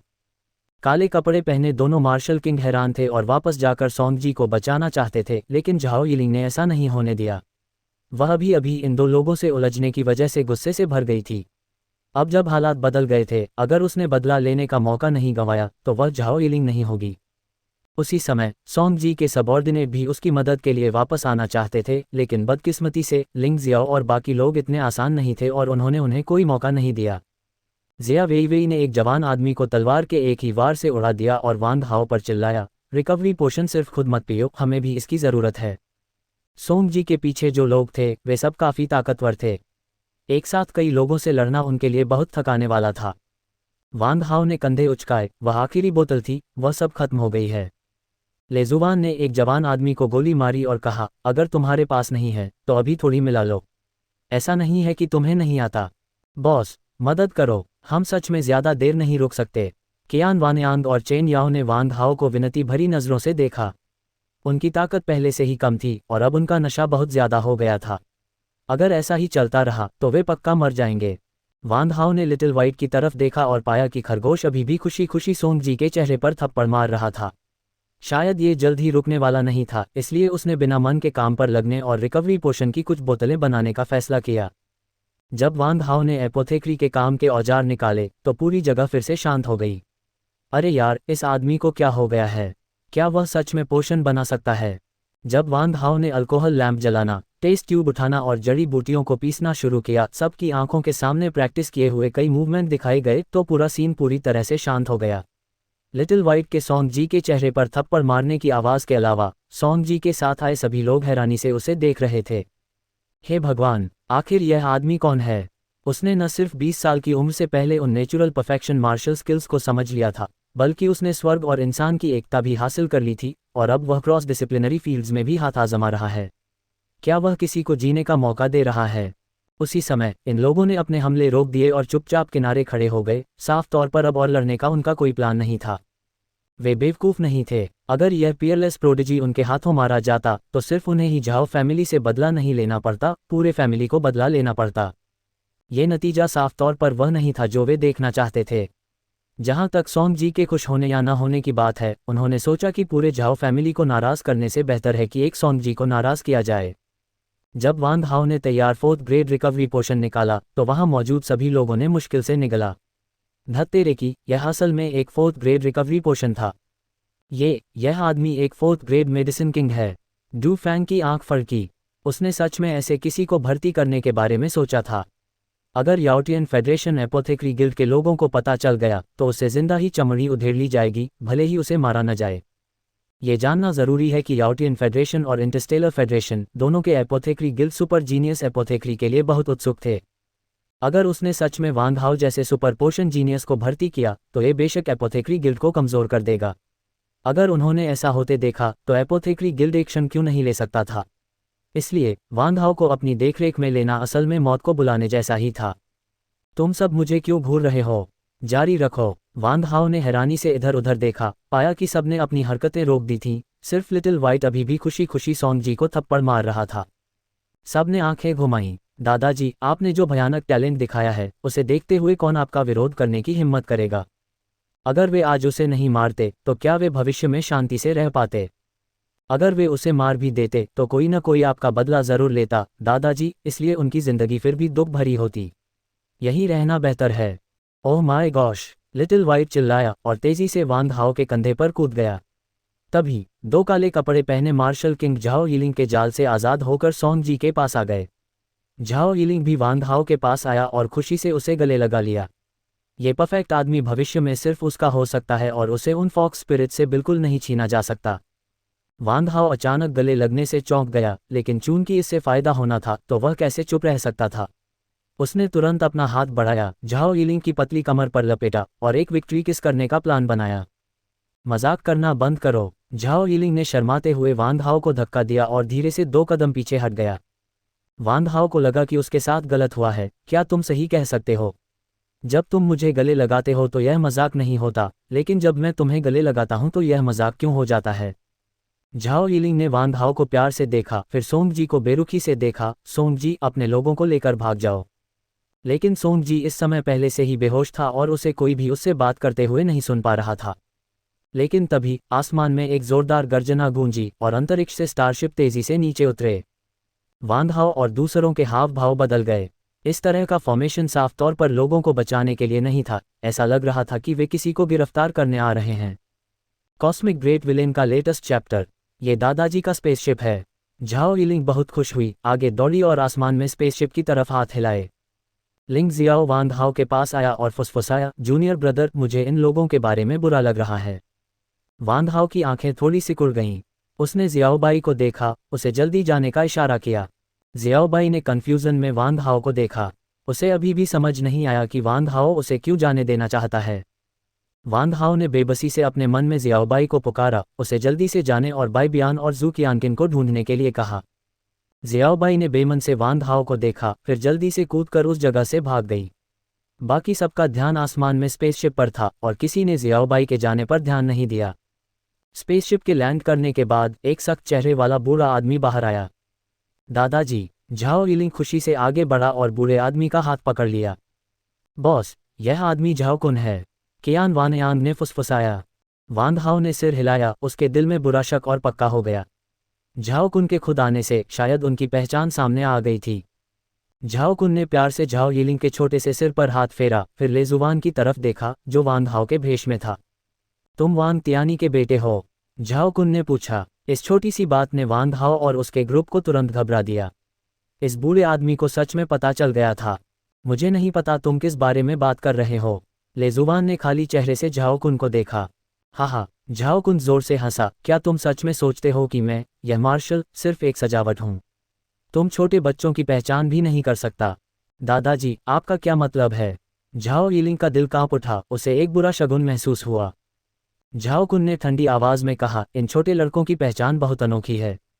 इंटरस्टेलर फेडरेशन प्रेसिडेंशियल पैलेस के पहले गार्ड कैप्टन लिंग है का बेटा लिंग जियाओ, एडवेंचरर्स गिल्ड के पहले हीरो ले युवानगुआन की बेटी लेजुवान, अल्केमिस्ट गिल्ड का पहला जीनियस अल्केमिस्ट वांग हाओ, जिसके पिता भी इंटरस्टेलर फेडरेशन के पहले जीनियस हैं, मार्शल जेनवेई, वांग तियानी, और एक और है जिसे मिलिट्री डिपार्टमेंट का पहला जीनियस होना चाहिए, ली युनयांग। हालांकि वह अब यहाँ नहीं है, लेकिन तुम सिर्फ इसलिए मंदिर से नहीं भाग सकते क्योंकि तुम साधु से भागते हो। जैसे ही ये शब्द निकले, पूरा सीन तुरंत भड़क गया। सब लोग वान हाओ और उसके ग्रुप को हैरानी से देखने लगे। इस ग्रुप में असल में इंटरस्टेलर फेडरेशन की 5 बड़ी ताकतों में से 4 के रिप्रेजेंटेटिव शामिल थे और वे इन 4 ताकतों के आने वाले लीडर भी थे। कियान वानयांग और चेन याओ, 2 छोटे भाई, पूरी तरह हैरान रह गए। हे भगवान, उनमें एक भी सीधा सादा इंसान नहीं था, खासकर उनका बॉस जो मार्शल जेनवेई का बेटा निकला। हालांकि उन दोनों का सरनेम वांग था, फिर भी उन्हें कौन जोड़ेगा? ये कैसे हो सकता है? झाओ यिलिंग की खुबानी जैसी आंखें चौड़ी हो गईं। जिस आदमी को उसने इतनी मेहनत से ढूंढा था वह असल में दुश्मन की तरफ से था। झाओ कुन की नज़र जिया वेई पर पड़ी, उसका एक्सप्रेशन गंभीर था। मुझे सच में उम्मीद नहीं थी कि जिया परिवार भी इसमें शामिल होगा। जिया वेई कंफ्यूज्ड लग रही थी। क्या उसे बस एक दर्शक नहीं बनना था? इस बूढ़े आदमी का उसे ऐसे देखने का क्या मतलब था? कियान वानयांग और चेन याओ ने जिया वेई को हैरानी से देखा। क्या इस बड़ी बहन की भी कोई कमाल की पहचान हो सकती है? इंटरस्टेलर फेडरेशन का प्लान अच्छा है। झाओ कुन ने सांस छोड़ी। इन जवान लड़कों और लड़कियों की पहचान की जांच करने के बाद उसे तुरंत उनके ट्रिप का मकसद पता चल गया, प्रिजन स्टार में क्यूलेई। पता चला कि क्यूलेई को पकड़कर वे इंटरस्टेलर फेडरेशन की 5 बड़ी ताकतों के बीच अंदरूनी झगड़े पैदा करना चाहते थे ताकि वे एक न हो सकें। इस तरह जब वे अगली बार इंटरस्टेलर फेडरेशन पर हमला करते तो वे आधी कोशिश में 2 गुना नतीजा पा सकते थे। लेकिन अब सभी 5 बड़ी ताकतें मौजूद थीं। अगर वे उन सभी को पकड़ लेते तो इंटरस्टेलर फेडरेशन तुरंत एक हो जाता और जंग शुरू कर देता। और उस मामले में उनके हारने का चांस बहुत ज़्यादा होता और उनकी हाल ही में वापस आई जान भी तुरंत खत्म हो जाती। ये जानना चाहिए कि पिछले इंटरस्टेलर युद्ध में हालांकि उन्होंने याओटियन फेडरेशन को शुरू से ही इंटरस्टेलर फेडरेशन पर दबाव बनाए रखने के लिए brain wave remote control device पर भरोसा किया था। वांग तियानी और ले युवानगुआन के उनके मेन बेस में घुसने और सभी मेका वॉरियर्स को खत्म करने के बाद सिचुएशन एक तरफा हो गई और उनका नुकसान इंटरस्टेलर फेडरेशन के नुकसान से कहीं ज़्यादा था। सिर्फ 10 साल से थोड़ा ज़्यादा समय बीता था और साफ तौर पर पीक कॉम्बैट स्ट्रेंथ तक वापस आना नामुमकिन था। इसलिए अगर वे जल्दबाजी में जंग शुरू करते तो उनके जीतने के चांस सच में ज़्यादा नहीं थे। जूनियर ब्रदर, अब हम मुश्किल में हैं। लिंग जियाओ ने ध्यान से चारों ओर देखा और फुसफुसाया। जब तक जियाओबाई चली गई है हम मुश्किल में नहीं पड़ेंगे। वांग हाओ कॉन्फिडेंस से मुस्कुराया। जियाओबाई। लिंग जियाओ हैरान था। हालांकि जियाओबाई स्मार्ट थी और आम खरगोशों से अलग थी, लेकिन इस सिचुएशन में क्या उन्हें बचाने के लिए एक खरगोश पर भरोसा करना रियलिस्टिक था? वांग हाओ मुस्कुराया और जवाब नहीं दिया। जियाओबाई और उसके बीच एक टेलीपैथिक कनेक्शन था। जब तक वह समय पर बाहर के हालात पर नज़र रख सकता था, झाओ कुन के जाल लगाने पर भी वह उसे फंसा नहीं पाता। नहीं, झाओ यिलिंग ने अपना सिर हिलाया, लेजुवान और वांग हाओ को कन्फ्यूजन से देखते हुए। क्या उसके दादाजी ने नहीं कहा था कि यह वांग हाओ अल्केमिस्ट्स गिल्ड का पहला जीनियस था? लेकिन जो इंसान दवा बना सकता था उसका नाम ले जियाओजुवान क्यों था? और क्या यह नहीं कहा गया था कि ले युवानगुआन की बेटी का नाम ले जुवान था? क्या ये ले जियाओजुवान कोई औरत हो सकती है? आखिर तुम आदमी हो या औरत? झाओ यिलिंग ने वांग हाओ को ठंडेपन से देखा। वांग हाओ ने आंखें घुमाईं, फिर सीधे अपनी पैंट उतारी। खुद देख लो। झाओ यिलिंग चिल्लाई, जल्दी से घूमी, उसका सुंदर चेहरा लाल हो गया। छी, बिगल। लेजुवान और जिया वेई वेई ने हैरानी से देखा, लेकिन नतीजा ये हुआ कि यह भद्दा सीन देखकर उनके सुंदर चेहरे भी लाल हो गए। वहां मौजूद मर्दों ने अपनी पलकें झपकाईं। यह आदमी कितना बेशर्म था। उसने सच में सबके सामने अपनी पैंट उतार दी, लेकिन वह चीज़ उनकी पैंट से बहुत बड़ी लग रही थी। नहीं, जलन नहीं हो सकती, नफरत करनी चाहिए। बेशर्म, झाओ कुन ने ठंडे स्वर में कहा। मर्दों, इन सब लोगों को मेरे लिए अरेस्ट करो। वांग हाओ ने अपनी पैंट ऊपर खींची और झाओ कुन को गुस्से से देखते हुए कहा, बूढ़े आदमी, हम यहाँ याओटियन फेडरेशन में टूरिज्म के लिए हैं, हमने कानून नहीं तोड़ा है, तुम हमें अरेस्ट क्यों कर रहे हो? वहाँ मौजूद सभी लोगों ने आंखें घुमाईं। दोनों फेडरेशन के बीच दुश्मनी भरा रिश्ता था। क्या तुम्हें लगता है कि कोई यकीन करेगा कि तुम घूमने आए हो? झाओ कुन ने मजाक उड़ाया, इंटरस्टेलर फेडरेशन से पैसे वसूलने के बाद मैं तुम्हें अपने आप छोड़ दूंगा। वांग हाओ की आंखें चमक उठीं। बूढ़े आदमी, जब तक तुम मेरा साथ दोगे, मैं गारंटी देता हूं कि तुम्हें 3 गुना ज्यादा मिलेगा, लेकिन उसके बाद हमें लूट का माल बराबर बांटना होगा। कैसा रहेगा? खांसी खांसी। जैसे ही ये शब्द निकले, लिंग जियाओ और बाकी लोगों का गला रुंध गया। ये बदमाश सच में पैसे का लालची था। उसने ये भी नहीं देखा कि दूसरी पार्टी कौन है और पैसे कमाने के लिए साथ देना चाहता था। मेरे साथ चापलूसी करना बंद करो। आदमियों, इन सब को ले जाओ। झाओ कुन ने वांग हाओ को पूरी तरह से नज़रअंदाज किया, हाथ हिलाया और सैनिकों के एक ग्रुप ने तेजी से वांग हाओ और बाकी लोगों को घेर लिया। वांग हाओ ने झाओ कुन को तिरस्कार भरी बीच वाली उंगली दिखाई। बूढ़े आदमी, अगर तुम मेरा साथ नहीं दोगे तो मैं गारंटी देता हूं कि तुम अपने ताबूत के पैसे खो दोगे। इन्हें ले जाओ, झाओ कुन ने ठंडे स्वर में कहा। झाओ यिलिंग की आंखें हिचकिचाहट से भरी थीं। नतीजा चाहे जो भी हो, वांग हाओ और वह 2 अलग अलग दुनिया के लोग बनने के लिए किस्मत में थे, लेकिन क्या वह सच में ऐसे परफेक्ट आदमी को आसानी से छोड़ सकती थी जिसने उसके दिल की धड़कन बढ़ा दी थी? Cosmic great villain. 10,41,04,287 cosmic great villain. Cosmic super villain का लेटेस्ट चैप्टर। सिविलियन प्लेनेट, एक हवेली में। ऊपर एक शांत, सुकून भरी हवेली थी, लेकिन नीचे ये पूरी तरह से खोखली थी, एक बहुत बड़ा बेस।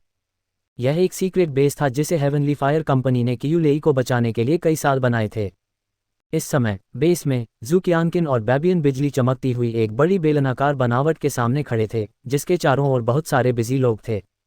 बैबियन ने लगभग बन चुके टेलीपोर्टेशन टावर को देखा और थोड़ी चिंता के साथ कहा, मिस कियानकिन, क्या आपको यकीन है कि वांग हाओ सच में इस चीज़ से यंग मास्टर कियूलेई को बचा सकता है? जैसे ही ज़ुकियानकिन ने वांग हाओ का नाम सुना, उसने तुरंत अपने गाल फुला लिए, उसकी छोटी मुट्ठियां कसकर भींच लीं, जिससे चटकने की आवाज़ें आ रही थीं। बैबियन अजीब तरह से मुस्कुराया, उसे लगा जैसे उसने कुछ गलत कह दिया हो। जब ज़ुकियानकिन पिछली बार लौटी तो वह बहुत कमज़ोर थी, साफ दिख रही थी जैसे उसका खून निकाल दिया गया हो। डार्क स्पिरिट बॉडी के खून और वांग हाओ की फार्मासिस्ट वाली पहचान के साथ सब कुछ साफ हो गया। इसी समय बेसमेंट का दरवाज़ा खुला और लिटिल वाइट बाहर से तेजी से अंदर आया। लिटिल वाइट, ज़ुकियानकिन और बैबियन ने अपना सिर घुमाया और देखा कि लिटिल वाइट तेजी से उनकी ओर दौड़ रहा है। उसी समय दोनों ने अचानक राहत की सांस ली। उन्हें लगा था कि इस समय बेस पर कोई और आ रहा है, लेकिन वह वान हाओ का खरगोश निकला। हालांकि वे यह नहीं समझ पाए कि वान हाओ का खरगोश किस तरह की नस्ल का था। न केवल उसका एक खास डायमेंशन था, बल्कि वह बात भी कर सकता था और उसकी इंटेलिजेंस कमाल की थी।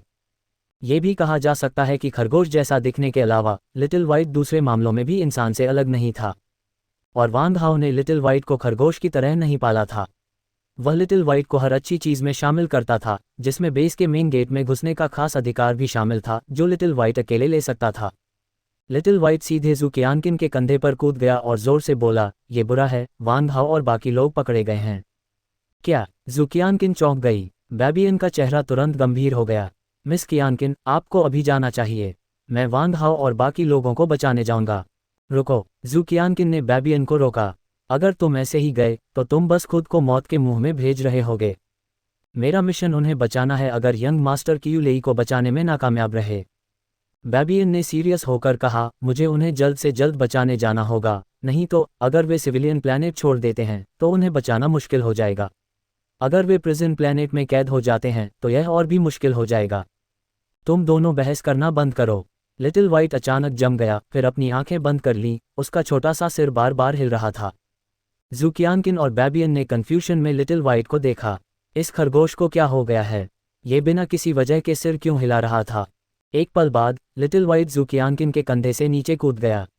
वान हाओ ने मुझे तुमसे टेलीपोर्टेशन टावर जल्दी से बनाने के लिए कहने को कहा था। इस बेबी रैबिट को अभी भी कुछ काम करने हैं, इसलिए मैं पहले जा रहा हूँ। वान हाओ ने तुमसे हमें बताने को कहा था। ज़ुकियानकिन हैरान रह गई। क्या वान हाओ पकड़ा नहीं गया था? उसने लिटिल वाइट को कब बताया? लिटिल वाइट ने सिर हिलाया। ये खरगोश का बच्चा और वान हाओ टेलीपैथिक तरीके से बात कर सकते हैं। बहुत दूर होने पर भी हम कांटेक्ट में रह सकते हैं। बोलने के बाद लिटिल वाइट तेजी से बेस से बाहर भागा। ज़ुकियानकिन और बैबियन ने एक दूसरे को देखा, एक दूसरे की आंखों में गहरा शौक देखा। वान हाओ ने जो खरगोश पाला था वह बहुत ही ज़बरदस्त था। वह टेलीपैथिक तरीके से भी बात कर सकता था। इस समय लिंग लिंग पास आया और इधर उधर देखने लगा। मुझे लगता है कि मैंने अभी लिटिल वाइट की आवाज़ सुनी। इस दौरान लिंग लिंग बेस में ही थी। गेम खेलने के अलावा वह ब्लैक ड्रैगन स्पेसशिप को मेंटेन कर रही थी, लगभग बोरियत से मर रही थी। अब जब लिटिल वाइट यहाँ थी तो वह उसे किसी भी कीमत पर भागने नहीं दे सकती थी। उसे यहीं रहना था और उसका साथ देना था। लिटिल वाइट की चिंता मत करो, वान हाओ और दूसरों के साथ कुछ हो गया है। हमारा प्लान शायद आगे बढ़ाना पड़े। ज़ुकियानकिन ने गहरी सांस ली और किसी भी कीमत पर जल्दी से टेलीपोर्टेशन टावर बनाने का ऑर्डर देना शुरू कर दिया। प्लान आगे बढ़ा दिया गया है। लिंग लिंग का सुंदर चेहरा सीरियस हो गया और फिर वह मुड़ी और ब्लैक ड्रैगन की तरफ चली गई। उसे ब्लैक ड्रैगन को फिर से चेक करना था ताकि वह किसी भी समय सबको लेकर भागने के लिए तैयार रहे। Military planet glorious sky federation new recruit training base. इस जगह पर ग्लोरियस स्काई फेडरेशन की कई हाई टेक्नोलॉजी के साथ साथ कई फायर पावर कॉन्फ़िगरेशन भी थे। ये ग्लोरियस स्काई फेडरेशन का सबसे ज़्यादा सुरक्षा वाला मिलिट्री जोन था और वान हाओ और उसके ग्रुप को यहाँ लाया गया था। मार्शल का ऑफिस। झाओ कुन ने सीरियस होकर सुना जब झाओ यिलिंग उस ले ज़ियाओजुवान के बारे में बातें बता रही थी, जो वान हाओ भी था। दादाजी, क्या आप गलत हैं? आपने कहा था कि ले ज़ियाओजुवान ले युवानगुआंग की बेटी ले जुवान है, लेकिन वह कैसे? जब झाओ यिलिंग ने यह कहा तो उसे तुरंत वान हाओ का अपनी पैंट नीचे खींचने का एक क्षण याद आ गया और उसका सुंदर चेहरा तुरंत लाल हो गया। वह ले जुवान बिल्कुल नहीं है, उसे वान हाओ होना चाहिए। झाओ कुन के चेहरे पर सीरियसनेस थी। वान हाओ का टैलेंट बहुत ज़्यादा था। पुरानी कहानियां सुनना भी वान हाओ के टैलेंट को सुनने से ज़्यादा असली लगता था। एक 17 साल का नौजवान जिसने न सिर्फ कई नेचुरली बनी मार्शल आर्ट्स को समझा था, बल्कि स्वर्ग और इंसान की एकता को भी समझा था, और जिसमें लेवल 4 मेडिसिन किंग की काबिलियत थी। ऐसा इंसान सिर्फ 17 साल का कैसे हो सकता है? फेडरेशन के वे बूढ़े लोग भी वान हाओ जितने डरावने नहीं थे, बेशक कल्टीवेशन को छोड़ दे तो। वह वान हाओ है। झाओ यिलिंग की विलो जैसी भौहें तन गईं। एक पल सोचने के बाद जब वह पहली बार ले जुवान से मिली थी तो कहा जा सकता था कि दूसरी पार्टी में गुंडे का कोई निशान नहीं था। दूसरे शब्दों में, उस समय उसे बचाने वाले लोग ले जुवान और जिया वेइवेई, ये दो औरतें थीं, और उसके बाद वान हाओ ने ले जुवान बनकर उससे बातचीत करना शुरू कर दिया। ये सोचकर झाओ यिलिंग गुस्से में भी थी और शर्मा भी रही थी। इस आदमी की पहचान न सिर्फ नकली थी बल्कि उसका चेहरा भी नकली था, जिसका मतलब था कि उसका पहला प्यार झूठ से भरा था। यिलिंग, क्या तुम्हें ये ले नहीं वान हाओ बहुत पसंद है? झाओ कुन ने अचानक पूछा। झाओ यिलिंग थोड़ी चौंकी और सच में सिर हिलाया। वह ऐसी नहीं थी जिसे सिर्फ दिखावे की परवाह हो। उसे वान हाओ का टैलेंट पसंद था। भले ही वान हाओ ने उसे धोखा दिया और बहुत गुस्सा दिलाया, फिर भी उसे वान हाओ के साथ होने का एहसास अच्छा लगा। झाओ कुन ने अपनी दाढ़ी सहलाते हुए कहा, उसका टैलेंट इतना ज़बरदस्त है कि ऐसा पहले कभी नहीं हुआ और मेरी पोती उसे पसंद करती है। क्या उसे अपना पोता ससुर बनाना एक तीर से दो निशाने लगाना नहीं होगा? दादाजी, झाओ यिलिंग ने शर्म से पैर पटका, फिर अपना लाल हुआ सुंदर चेहरा छिपाया और बाहर भाग गई। उसे लगा था कि वान हाओ के साथ सब खत्म हो गया है, लेकिन किसे पता था कि झाओ कुन सच में वान हाओ को रखने का सोचेगा। ये लड़की दादाजी के सामने अभी भी शर्माती है। झाओ कुन ने अपनी दाढ़ी सहलाई और दिल खोलकर हंसा, लेकिन उसके मन में वह सोच रहा था कि वान हाओ को रखने के लिए कौन सा तरीका इस्तेमाल किया जाए। आखिरकार वान हाओ के टैलेंट के साथ इंटरस्टेलर फेडरेशन निश्चित रूप से उसे जाने नहीं देगा, इसलिए उसे रखना बहुत मुश्किल होगा। हालांकि अब जब वह व्यक्ति उसके हाथ में था तो पहल भी उसी की थी। वह इसे धीरे धीरे खींच सकता था, जब तक कि वान हाओ और झाओ यिलिंग कच्चे चावल से चावल ना पका लें। और सबसे ज़रूरी बात यह थी कि उसने जांच की थी और पाया था कि वान हाओ ऐसा नहीं कर रहा था। इंटरस्टेलर फेडरेशन में तो बिल्कुल भी नहीं। इज्जतदार जेनवेई मार्शल का बेटा असल में 7 या 8 साल से अपने होम प्लेनेट अर्थ पर रहने के लिए मजबूर हो गया था। Cosmic super villain 10,41,04,287 cosmic super villain. रात, अंधेरा आसमान, तारों से भरा हुआ। मिलिट्री स्टार जेल की कोठरी में वान हाओ आराम से और बेफिक्र होकर बिस्तर पर लेटा हुआ एक गाना गुनगुना रहा था, जबकि उसके दो गुलाम कियान वानयांग और चेन याओ उसके पैरों और कंधों की मालिश कर रहे थे और ऐसा लग रहा था कि वे कैदी नहीं हैं।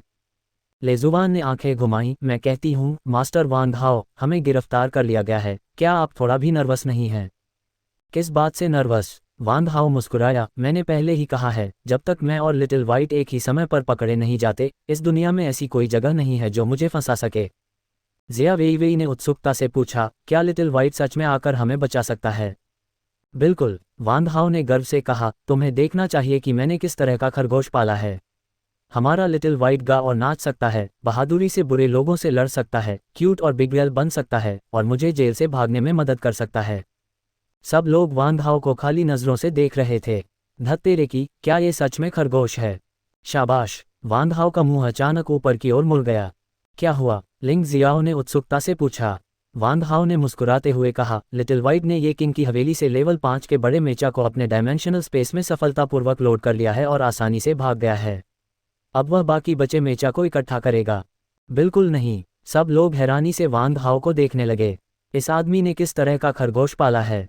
वह पहले से ही जेल की कोठरी में बंद है, फिर भी वह एक मासूम खरगोश को बाहर अपनी हरकतें जारी रखने का हुक्म दे सकता है और वान हाओ को पता लगता है कि बाहर क्या हो रहा है। ये बहुत अविश्वसनीय है। ... इस बीच ये किंग की हवेली में ये किंग गुस्से में था, तुम बेकार के बेवकूफ़ों के झुंड। तुम इतने बड़े मेचा पर नज़र भी नहीं रख सके और उसे अपने सामने से गायब होने दिया। क्या तुम सब बेवकूफ़ हो? काले कपड़ों में कुछ आदमियों ने सिर झुका लिया और कुछ नहीं बोले। उन्हें ये भी समझ नहीं आ रहा था कि इतना बड़ा मेचा अचानक कैसे गायब हो जाएगा। तुम लोग यहाँ क्यों खड़े हो? जाओ और जल्दी से उसे ढूंढो। ये किंग दहाड़ा। उसके बेवकूफ़ साथियों ने उसे बहुत गुस्सा दिलाया। काले कपड़ों में सभी आदमियों के जाने के बाद ये किंग ने बेबसी से आह भरी और उन दिनों को याद करने लगा जब वान हाओ उसके साथ था। वे निश्चित रूप से उसकी ज़िंदगी के सबसे खुशी के पल थे। वान हाओ की कुछ बातों के बाद उसकी सारी चिंताएं साफ हो जाती थीं। वान हाओ न केवल उसे खाने पीने और मौज मस्ती करने के लिए बाहर ले जाता था, बल्कि उसने बहुत सारा पैसा भी कमाया, जिससे वह बहुत खुश रहता था। बदकिस्मती से जब उसे पता चला कि वान हाओ इंटरस्टेलर फेडरेशन से है, तो सब कुछ पहले जैसा कभी नहीं हो सका। भाई वान, तुम सच में कमाल के हो। तुमने मुझे लेवल 5 के बड़े मेचा को मिलिट्री स्टार से नीचे लाने के लिए स्टेप बाय स्टेप गाइड किया। अब भले ही तुम बंद हो, तुम लेवल 5 के बड़े मेचा को ले जा सकते हो। मैं सच में तुम्हारी तारीफ करता हूँ। ये किंग पूरी तरह से यकीन कर रहा था, लेकिन जब उसने सोचा कि अगर मार्शल झाओ कुन को पता चल गया कि लेवल 5 का बड़ा मेचा उसकी निगरानी में खो गया है तो क्या होगा, तो वह पक्का मारा जाएगा। क्या करें, क्या करें? ये किंग इतना परेशान था कि उसके माथे से ठंडा पसीना टपकने लगा। अचानक उसके दिमाग में एक ख्याल आया। उसे उन महान पढ़े लिखे लोगों के वीडियो याद आ गए। अगर उन महान पढ़े लिखे लोगों ने उसकी रक्षा की तो झाओ कुन अगर उसे दोषी भी ठहराना चाहे तो भी यह बेकार होगा। क्या इन वीडियो का इस्तेमाल किया जा सकता है? ये किंग हिचकिचाया। अब जब वांग हाओ अरेस्ट हो गया था तो जब तक वह सब कुछ मना करता रहेगा वह ठीक रहेगा, लेकिन अगर उसने अब वीडियो निकाले तो समझाना मुश्किल होगा। ये किंग ने इसके बारे में सोचा और उसे लगा कि अपने पिता को ढूंढना बेहतर है। आखिर अगर कुछ हुआ तो पूरा कबीला फंस जाएगा। ... इस बीच लिटिल वाइट रात के अंधेरे में एक चौक पर पहुंच गया था। इस चौक पर लेवल 4 के 51 मेचा थे, जिसमें एक वह भी था जिसे उन महान जानकारों ने मिलिट्री स्टार से नीचे लाया था, जिसमें दिमाग से कंट्रोल होने वाला रिमोट डिवाइस था। बाकी 50 को डूफैंग मिलिट्री स्टार से नीचे लाया था। बदकिस्मती से डूफैंग को उम्मीद नहीं थी कि उस आदमी को भर्ती करने से पहले ही इतनी बड़ी घटना हो जाएगी। हालांकि डूफैंग फिर भी दिल से बहुत लकी था। खुशकिस्मती से वांग हाओ और बाकी लोग उसके साथ शामिल होने नहीं आए, वरना लोमड़ी को पकड़े बिना उसने बहुत परेशानी खड़ी कर दी होती। लिटिल वाइट ने चौक पर पेट्रोलिंग कर रहे लोगों को देखा, एक बहुत छोटा इनविजिबिलिटी क्लोक निकाला और पहन लिया। वांग हाओ के पैसे कमाने के बाद उसने लिटिल वाइट के लिए खास तौर पर इक्विपमेंट का एक सेट बनाया, जिसमें न सिर्फ एक इनविजिबिलिटी क्लोक था बल्कि कई तरह के फायरआर्म्स और हथियार और यहाँ तक कि बहुत ज़्यादा मारक क्षमता वाली तोपें भी थीं। और जब से लिटिल वाइट ने सीक्रेट बीस्ट आर्ट सीखा है, उसका डायमेंशनल स्पेस और भी बड़ा हो गया है, जिसमें एक रेजिमेंट को टक्कर देने के लिए काफ़ी बंदूकें और एम्यूनिशन हैं। अब इन मेचा के साथ सैनिकों की एक बटालियन भी इस बदमाश खरगोश को नहीं हरा पाएगी। लिटिल वाइट के इनविजिबिलिटी क्लोक पहनने के बाद उसने बिना किसी झिझक के चौक में लेवल 4 के मेचा इकट्ठा करना शुरू कर दिया। ये बुरा है, कोई मेचा चुरा रहा है। एक जोरदार चीख ने रात के सन्नाटे को तोड़ा और उसी समय जल्दी जल्दी कदमों की आवाज़ आई। जब कुछ लोग चौक पर पहुंचे तो उन्होंने देखा कि लेवल 4 के आधे मेचा पहले ही जा चुके थे और वे अभी भी उनके ठीक सामने कम होते जा रहे थे। यह एक नया इंसान है और इसने एक इनविजिबिलिटी क्लोक पहना हुआ है। जल्दी से एक्स-रे से स्कैन करो, काले कपड़े पहने एक आदमी चिल्लाया।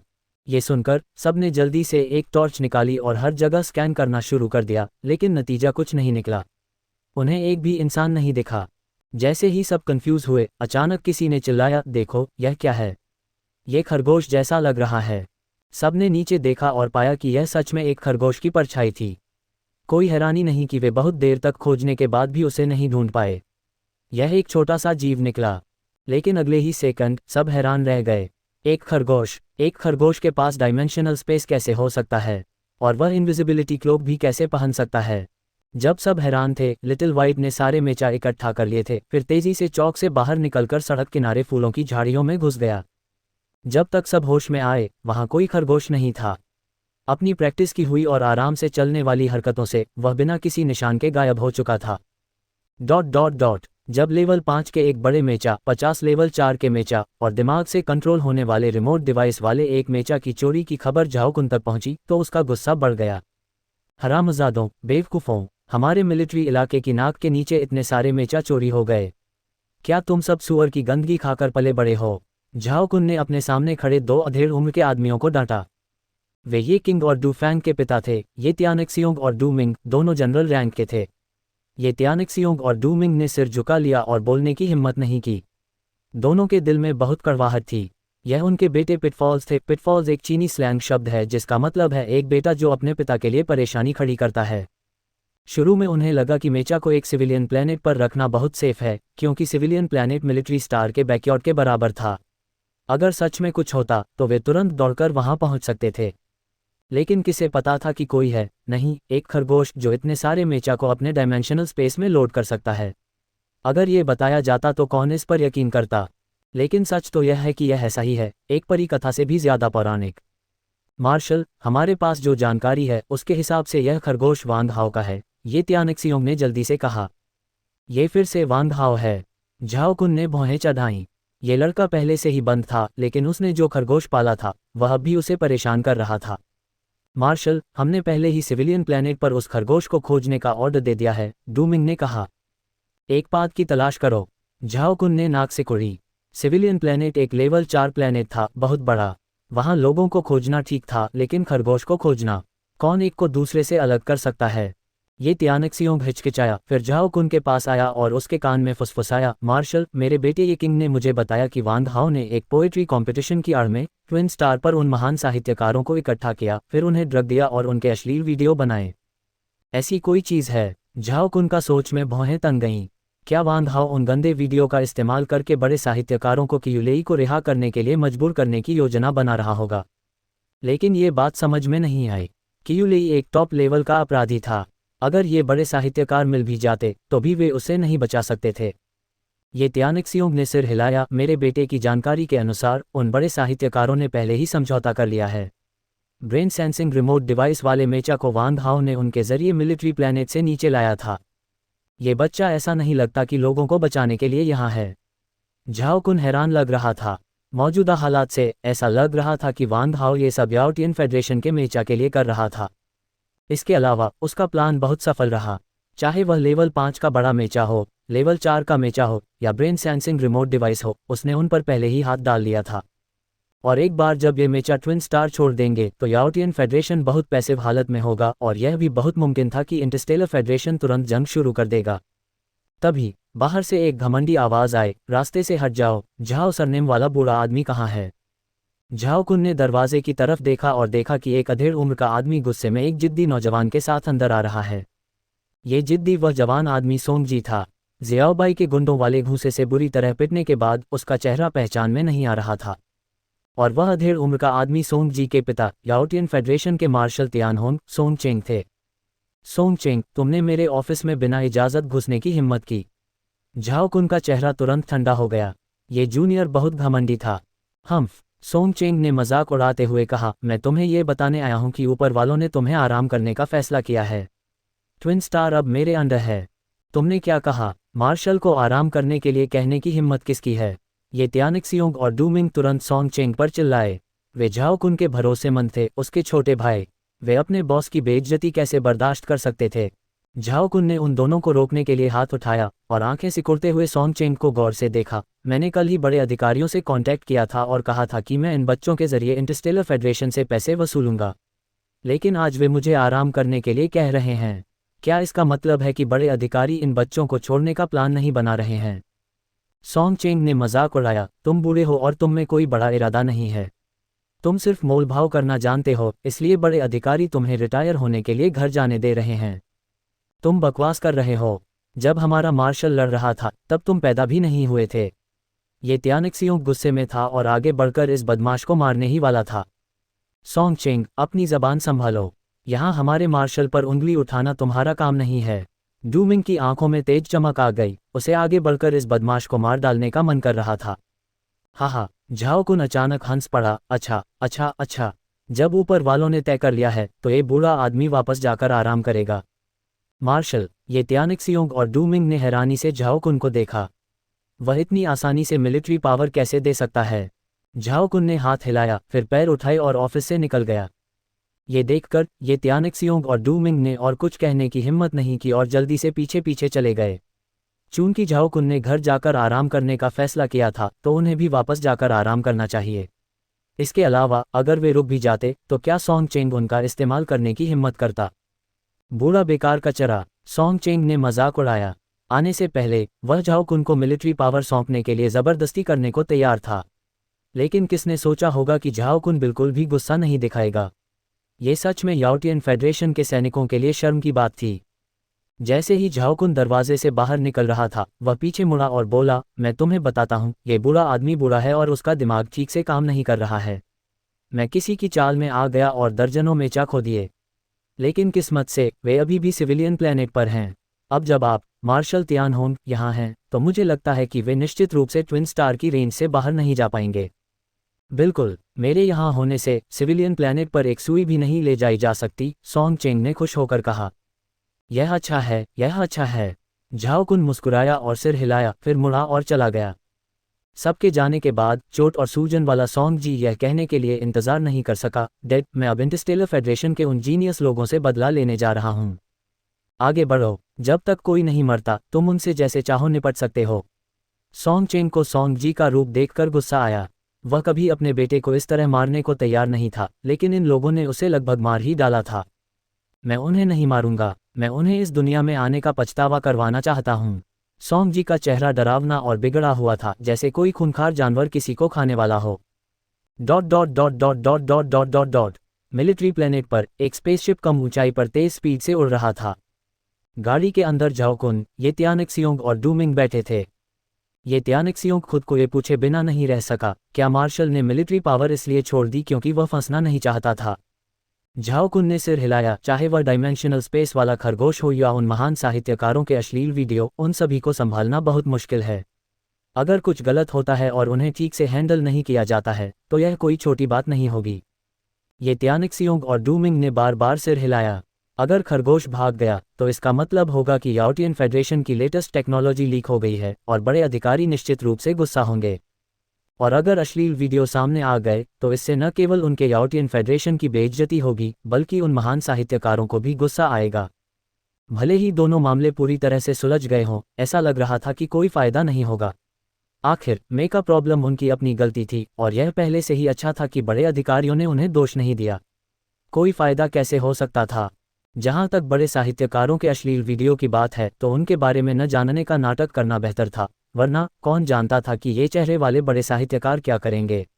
बेहतर था कि दूर रहें और घर पर आराम करें, यही रास्ता था। हालांकि मुझे उम्मीद नहीं थी कि बड़े अधिकारी युद्ध करने का फैसला करेंगे। इंटरस्टेलर फेडरेशन, झाओ कुन ने आह भरी। वह अब इंटरस्टेलर फेडरेशन के साथ युद्ध में जाने को लेकर बहुत निराशावादी था। शायद बड़े अधिकारियों को लगता है कि इन बच्चों को पकड़ने से इंटरस्टेलर फेडरेशन सावधान हो सकता है। डूमिंग ने अपनी ठुड्डी खुजलाई और कहा, अगर ऐसा है तो बड़े अधिकारी सब बेवकूफ़ हैं।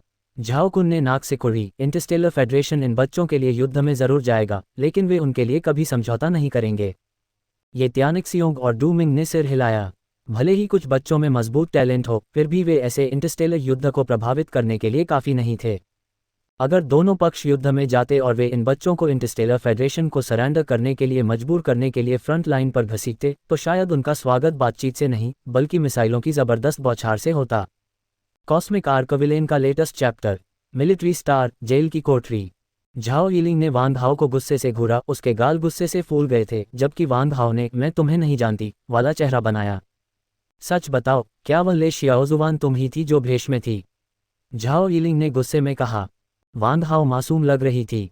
मिस, क्या आप गलत हैं? वह इंसान वह थी, मैं नहीं। ये कहते हुए वान हाओ ने ले जुवान को भी खींच लिया, ये दिखाते हुए कि उसका इससे कोई लेना देना नहीं है।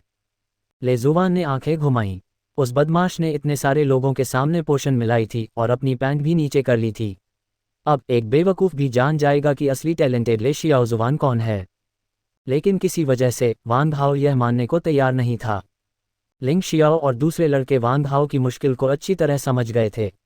अगर उसने इस टॉमबॉय झाओ यिलिंग से शादी कर ली तो उसके आने वाले दिन पक्का उसकी ज़िंदगी के सबसे बुरे दिन होंगे।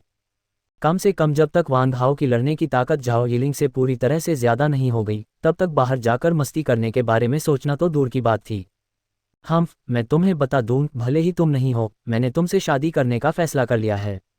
झाओ यिलिंग ने वान हाओ का कॉलर पकड़ा और गुस्से से कहा। शादी? वहां मौजूद सभी लोग झाओ यिलिंग को हैरान होकर देखने लगे। ये औरत बहुत गुस्सैल थी। वह असल में एक आदमी से शादी करना चाहती थी। अरे छोटी बच्ची, तुम्हारा काम हो गया या नहीं? क्या हम बस एक खूबसूरत याद नहीं रख सकते? मुझे क्यों परेशान कर रही हो? वान हाओ झाओ यिलिंग के हाथ से छूटा और अपने गुंडे वाले अंदाज में वापस आ गया।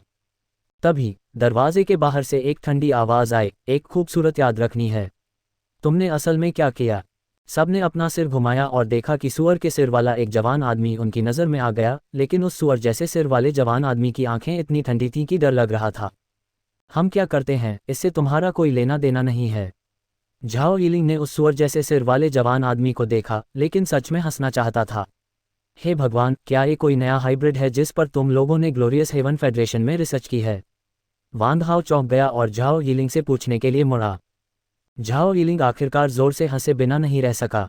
हे बकवास मत करो, ये हमारे ग्लोरियस हेवन फेडरेशन ने रिसर्च नहीं किया था बल्कि तुमने बनाया था। मैं? वान हाओ ने हैरानी से अपनी तरफ इशारा किया। झाओ यिलिंग ने सिर हिलाया। वह सोंग जी है। वान हाओ अचानक समझ गया, फिर उसने अपनी छाती थपथपाई, ऐसा लग रहा था जैसे वह मौत से डर गया हो। तो उसे पीटा गया, तुमने मुझे बहुत डरा दिया। सोंग जी का गुस्सा भड़क गया। ये कमीनी झाओ यिलिंग असल में एक बाहरी आदमी के सामने उसे इस तरह बेइज्जत कर रही थी। यारों, मारो इसे, सोंग जी ने ठंडे स्वर में कहा। हाँ, सैनिकों की एक टुकड़ी जेल की कोठरी में घुस गई। किसकी हिम्मत है? झाओ यिलिंग का चेहरा ठंडा पड़ गया और वह आगे बढ़ी, अपने पीछे वान हाओ को बचाते हुए। सैनिक तुरंत रुक गए और सोंग जी की तरफ देखा। झाओ यिलिंग, तुम आज उसकी रक्षा नहीं कर सकते। सोंग जी के होठों पर एक घमंडी मुस्कान आ गई। अभी अभी तुम्हारे दादाजी को जेल से निकाल दिया गया है। ऊपर वालों ने उसकी पोस्ट छीन ली है। अब पूरा मिलिट्री स्टार मेरे पिता के कमांड में है। जैसे ही ये शब्द निकले, लिंग जियाओ और बाकी लोग तुरंत चौकन्ने हो गए। हालांकि झाओ कुन ने उन्हें पकड़ लिया था, लेकिन उनके बीच कोई दुश्मनी नहीं थी और झाओ यिलिंग के रिश्ते के साथ उनके साथ काफ़ी अच्छा बर्ताव किया गया था। लेकिन अगर सोंग जी के पिता मिलिट्री स्टार की कमान संभाल लेते तो वे जानते थे कि आने वाले दिनों के बारे में सोचना भी आसान नहीं होगा। नामुमकिन। झाओ यिलिंग की भौहें तन गईं। उसके दादा ग्लोरियस हेवन फेडरेशन में सबसे सीनियर मार्शल थे। उन्हें उनकी पोस्ट से हटाने की हिम्मत कौन करेगा? तुम्हारे दादा बहुत कंजर्वेटिव थे। असल में वह इन लोगों के साथ इंटरस्टेलर फेडरेशन से बहुत सारा पैसा ऐंठना चाहता था, इसलिए बड़े अधिकारियों ने सोचा कि उसका सपना टूट गया है और उसे उसके पद से हटा दिया और मेरे पिता को उसकी जगह लेने दिया। सोंग जी बहुत खुश हुआ। लिंग जियाओ और दूसरों का दिल जोरों से धड़क उठा। ग्लोरियस हेवन फेडरेशन के बड़े अधिकारी उन्हें वापस नहीं जाने देना चाहते थे। क्या ऐसा हो सकता है कि उन्हें कियुलेई की तरह प्रिजन स्टार पर कैद कर दिया जाए? ये सोचकर वे सब तुरंत घबरा गए। वे अपने अच्छे साल उस तरह की जगह पर नहीं बिताना चाहते थे। छी! वांग हाओ ने होंठ सिकुड़े। भले ही तुम्हारे पापा मिलिट्री स्टार को कंट्रोल करते हो, तुम कौन होते हो जो मुझे मारना चाहते हो? ये कहते हुए उसने हाथ हिलाया और एक धमाके के साथ आधा मीटर लंबी काली मिसाइल जमीन पर गिर पड़ी। Holy crap, space missile! वहां मौजूद सभी लोग डर गए और बार बार पीछे हट रहे थे, उनकी पीठ से ठंडा पसीना बह रहा था। यह ऐसी चीज थी जो एक मार्शल एम्परर को मार सकती थी। अगर यह गलती से फट जाए तो इसके बारे में सोचना ही डरावना था। उसके पास स्पेस मिसाइल कैसे है? तुम लोग किस काम के हो? सोंग जी का चेहरा डर से पीला पड़ गया। क्या ये सैनिक बेवकूफ़ थे? उन्होंने किसी को पकड़ लिया और उनके हथियार भी जब्त नहीं किए। हालांकि सैनिकों ने सोंग जी को तिरस्कार भरी नज़रों से देखा। क्या इस युवा मास्टर ने यह नहीं देखा कि वांग हाओ ने हवा से स्पेस मिसाइल बना दी थी? क्या वह एक नया इंसान था? इसके अलावा अगर मार्शल झाओ कुन को नहीं पता होता कि वांग हाओ और बाकी लोग नए इंसान थे, तो वह इन कुछ लोगों को प्रिजन स्टार के बजाय मिलिट्री स्टार पर क्यों कैद करता? ऐसा इसलिए किया गया ताकि इन कुछ युवाओं के डायमेंशनल स्पेस में कोई भी खतरनाक चीज़ प्रिजन स्टार पर कियुलेई के साथ परेशानी न पैदा कर सके, इसीलिए उन्हें मिलिट्री स्टार पर कैद किया गया था। झाओ यिलिंग का चेहरा ठंडा पड़ गया। सोंग जी, भले ही मेरे दादा मिलिट्री स्टार को कमांड न करते हों, अगर तुमने उन्हें छूने की हिम्मत की तो मैं तुम्हें तब तक जरूर पीटूंगा जब तक तुम अपने दांत ढूंढते हुए नहीं निकलोगे। जमीन! सोंग जी के माथे की नसें गुस्से से फूल गईं, लेकिन वह कुछ नहीं कर सका। मिलिट्री स्टार पर झाओ कुन की इज्जत बहुत ज्यादा थी और उसके पिता ने अभी अभी ऑफिस संभाला था और उनकी कोई तुलना नहीं थी। उसे गुस्सा इस बात पर आया कि झाओ यिलिंग असल में वांग हाओ और इन लोगों को इतना बचा रही थी।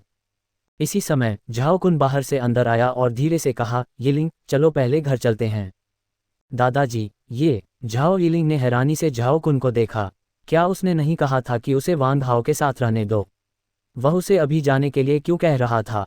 अगर वह ऐसे ही चली गई तो क्या वांग हाओ को सोंग जी पीट पीट कर मार नहीं डालेगा? पहले घर जाओ और बात करो। झाओ कुन ने झाओ यिलिंग का छोटा सा हाथ पकड़ा और जाने के लिए मुड़ा। जब बड़े लोगों ने वांग हाओ और दूसरों को रिहा न करने का फैसला किया तो उसने वांग हाओ को थोड़ी तकलीफ सहने देने का मन बना लिया। पहला, ताकि उनके झाओ परिवार में आने के बाद वह ज्यादा बात मानने वाला बन जाए। नहीं तो ज्यादा चालाक होना अच्छा नहीं था। ये सीन देखकर सोंग जी खुशी से हंसा, हा। जैसी उम्मीद थी, ये बूढ़ा आदमी समझदार है। झाओ यिलिंग, तुम्हें और तुम्हारे दादाजी को।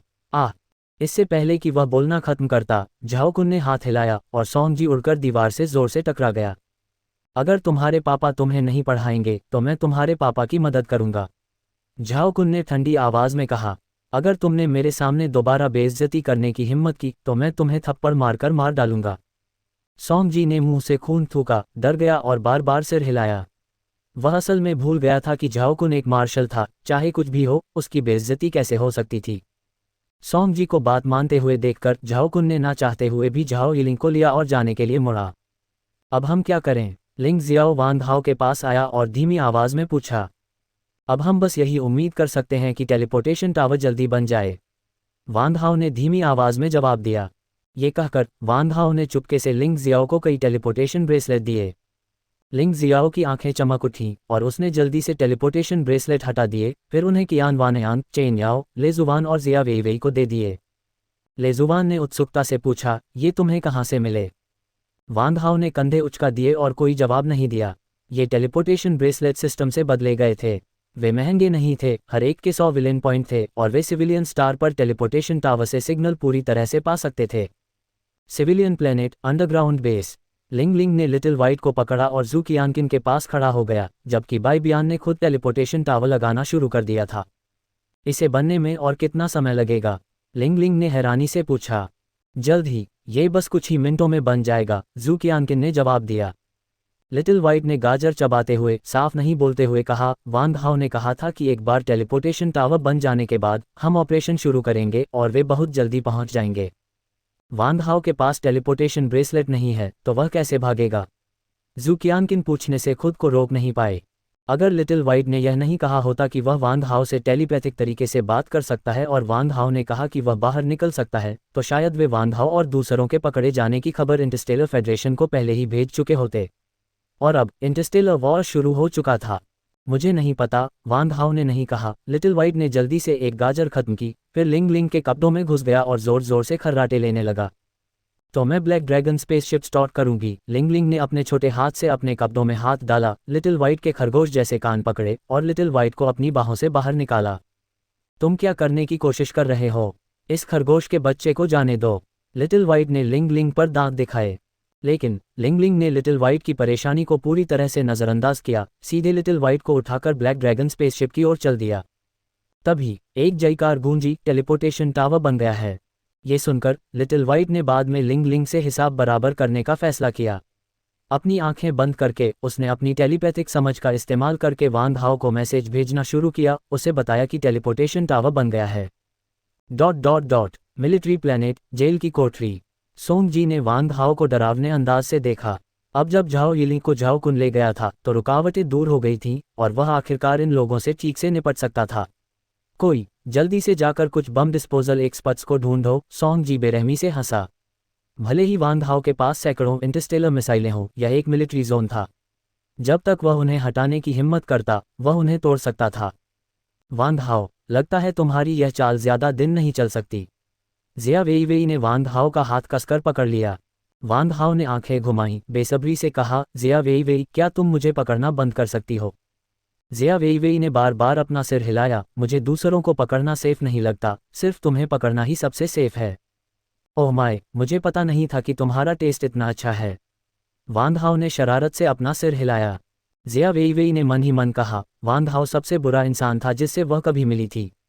अच्छे लोग ज्यादा दिन नहीं जीते, लेकिन मुसीबतें जरूर 1000 साल तक जीती हैं। अगर उसने उसे नहीं पकड़ा तो कौन क्या वह पकड़ लेगी? तभी वांग हाओ का शरीर अचानक कांप उठा और वह हैरानी से चिल्लाया, अरे बाप रे, टेलीपोर्टेशन टावर आखिरकार बन ही गया। ये सुनकर सबकी आंखें चमक उठीं और सबने वांग हाओ की तरफ देखा। वांग हाओ ने सिर हिलाया, जिससे पता चला कि टेलीपोर्टेशन टावर सच में बन गया है। ओह हाँ, सबने जोर से खुशी मनाई। वांग हाओ ने सिस्टम को आवाज दी, दो छोटी मकड़ियों को काम शुरू करने दो। ठीक है, सिस्टम ने जवाब दिया। अगले ही सेकंड पूरे मिलिट्री प्लेनेट में एक तेज अलार्म बज उठा। कई हाईटेक प्रोडक्ट एक पल में काम करना बंद कर दिए और सब हैरान रह गए। आखिर हो क्या रहा था? सब कुछ एक साथ कैसे क्रैश हो सकता था? और प्रिजन प्लेनेट पर, उस गुफा में जहां कियू लेई रहता था, कियू लेई छोटी मकड़ी के साथ खेल रहा था। जब से छोटी मकड़ी ने उसे टेलीपोर्टेशन ब्रेसलेट दिया है, वह चाहे किसी भी तरह से बात करे छोटी मकड़ी, उस छोटी सी चीज ने उसे अनदेखा कर दिया। मिलिट्री प्लेनेट में सेंध लग गई है, तुम टेलीपोर्टेशन ब्रेसलेट इस्तेमाल कर सकते हो, छोटी मकड़ी ने एक लाइन कही, फिर कियू लेई के हाथ से गायब हो गई। कियू लेई ने हैरानी से अपनी हथेली देखी। वह गायब थी। ये कैसा हाईटेक प्रोडक्ट था? लेकिन कियू लेई के पास इन सवालों के बारे में सोचने का समय नहीं था। उसने जल्दी से टेलीपोर्टेशन ब्रेसलेट निकाला, गहरी सांस ली और धीरे से उसे कुचल दिया। अगले ही सेकंड कियू लेई के चारों ओर एक एनर्जी शील्ड दिखाई दी, फिर एक सफ़ेद रोशनी में बदल गई जो गुफा से निकलकर तेजी से आसमान की ओर बढ़ी। उसी समय प्रिजन प्लेनेट के कई कैदियों ने भी इस सफ़ेद रोशनी को देखा, लेकिन सभी कैदियों ने मजाक उड़ाया। क्या ये कियू लेई नहीं है? क्या उसे बचाने आ रहे लोग बेवकूफ़ हैं? वे सच में किसी को बचाने के लिए टेलीपोर्टेशन डिवाइस का इस्तेमाल कर रहे हैं। मिलिट्री प्लेनेट की निगरानी में ये चीज़ बेकार है। इसे ज़्यादा से ज़्यादा 3000 मीटर पर टेलीपोर्ट करने के बाद मार गिराया जाएगा। मुझे यकीन है कि इसे 2000 मीटर पर मार गिराया जाएगा। अगर मैं हार गया तो अगली बार मेल लीड में ही बनूंगा। कोई बात नहीं, जब वो फिल्म बनाने वाले दोबारा आएंगे तो जो भी शर्त जीतेगा उसे लीड रोल मिलेगा। मैं बेस्ट मेल लीड बनना चाहता हूँ। मैं शर्त लगाता हूँ कि कियुलेई को 2500 मीटर पर गोली मार दी जाएगी। मैं शर्त लगाता हूँ 1500 मीटर। ... लेकिन कुछ देर बाद सभी कैदी चुप हो गए, फिर आसमान की तरफ चिल्लाने लगे, अपने माता पिता को बुलाने लगे। मास्टर कियू, मुझे अपने साथ ले चलो। भाई लेई, तुम मुझे क्यों छोड़ रहे हो? भाई लेई, अगर तुम जा ही रहे थे तो मुझे बता देते। वाह मास्टर कियू, मैं तुमसे नफरत करता हूँ, तुमने मेरे पैसे नहीं चुकाए। ... कियुलेई प्रिजन प्लैनेट के एटमॉस्फियर से गुजरने और एक छोटी स्पेस जर्नी करने के बाद वह आखिरकार सिविलियन प्लैनेट पर अंडरग्राउंड बेस पर पहुंच गया। बिजली की एक चमकी और कियुलेई टेलीपोर्टेशन टावर के सामने आ गया। जब बाई बियान ने कियुलेई को देखा तो उसकी आंखों से तुरंत आंसू बहने लगे। कियुलेई का चेहरा दाढ़ी से ढका हुआ था और उसका बहुत वजन कम हो गया था। उसके शरीर में कई लोहे की कीलें भी लगी हुई थीं। ये ची लॉक थे जिन्होंने उसके अंदर के ट्रूची को सील कर दिया था। यंग मास्टर, बाई बियान की आवाज़ भर्रा गई। बाई बियान। कियुलेई इतना उत्साहित था कि वह जल्दी से आगे बढ़ा और बाई बियान को गले लगा लिया। 5 साल से ज़्यादा जेल की ज़िंदगी के बाद उसने आखिरकार एक रिश्तेदार को फिर से देखा। यह एहसास सच में बयान नहीं किया जा सकता। बकवास बंद करो, ब्लैक ड्रैगन पर चढ़ो। एक बार वांग हाओ और बाकी लोग आ जाएं तो हमें भागना शुरू करना होगा। जू कियानकिन ने 2 बड़े आदमियों के प्यार भरे मिलन को बीच में ही टोक दिया। तुम कौन हो और वांग हाओ कौन है? कियुलेई ने उत्सुकता से पूछा। बाई बियान ने जल्दी से उनका परिचय कराया। यह मिस जू कियानकिन है, आपकी आंटी की शिष्या। और वांग हाओ ही हैं जिन्होंने इस बार आपको बचाया। उनके बिना हमें पता नहीं चलता कि हम यंग मास्टर को कब बचा पाते। कियुलेई ने सिर हिलाया और जू कियानकिन को नमस्ते किया, फिर बार बार पूछा, वांग हाओ कहाँ हैं? मैं उन्हें खुद जाकर धन्यवाद देना चाहता हूँ। उन्हें मिलिट्री प्लैनेट पर पकड़ लिया गया था। उसने कहा कि वह जल्द ही यहाँ आ जाएगा, लेकिन मुझे सच में समझ नहीं आ रहा कि वह मिलिट्री प्लैनेट से कैसे भागेगा। बाई बियान बहुत उदास था। वह शुरू में इस ऑपरेशन में सबसे मजबूत लड़ाकू ताकत था, लेकिन नतीजा ये हुआ कि वह सबसे बेकार इंसान बन गया, जिससे वह बहुत दुखी था। अब उसे ये भी नहीं पता था कि वांग हाओ क्या करने का प्लान बना रहा था। कहना ही होगा, ये पूरी तरह से फेल हो गया। मिलिट्री प्लैनेट से भागना। कियुलेई को तुरंत इस वांग हाओ में दिलचस्पी हो गई, जिससे वह कभी नहीं मिला था। साथ ही उसने सोचा कि क्या वह हाईटेक छोटी मकड़ी वांग हाओ नाम के इस आदमी से आई है। Little white black dragon spaceship के एंट्रेंस पर बैठ गया, अपनी आंखें बंद कर लीं और वांग हाओ को मैसेज भेजना शुरू कर दिया, जिसमें बताया कि कियुलेई जेल से सक्सेसफुली भाग गया है और जल्दी वापस आने को कहा, क्योंकि उन्हें भागना शुरू करना था।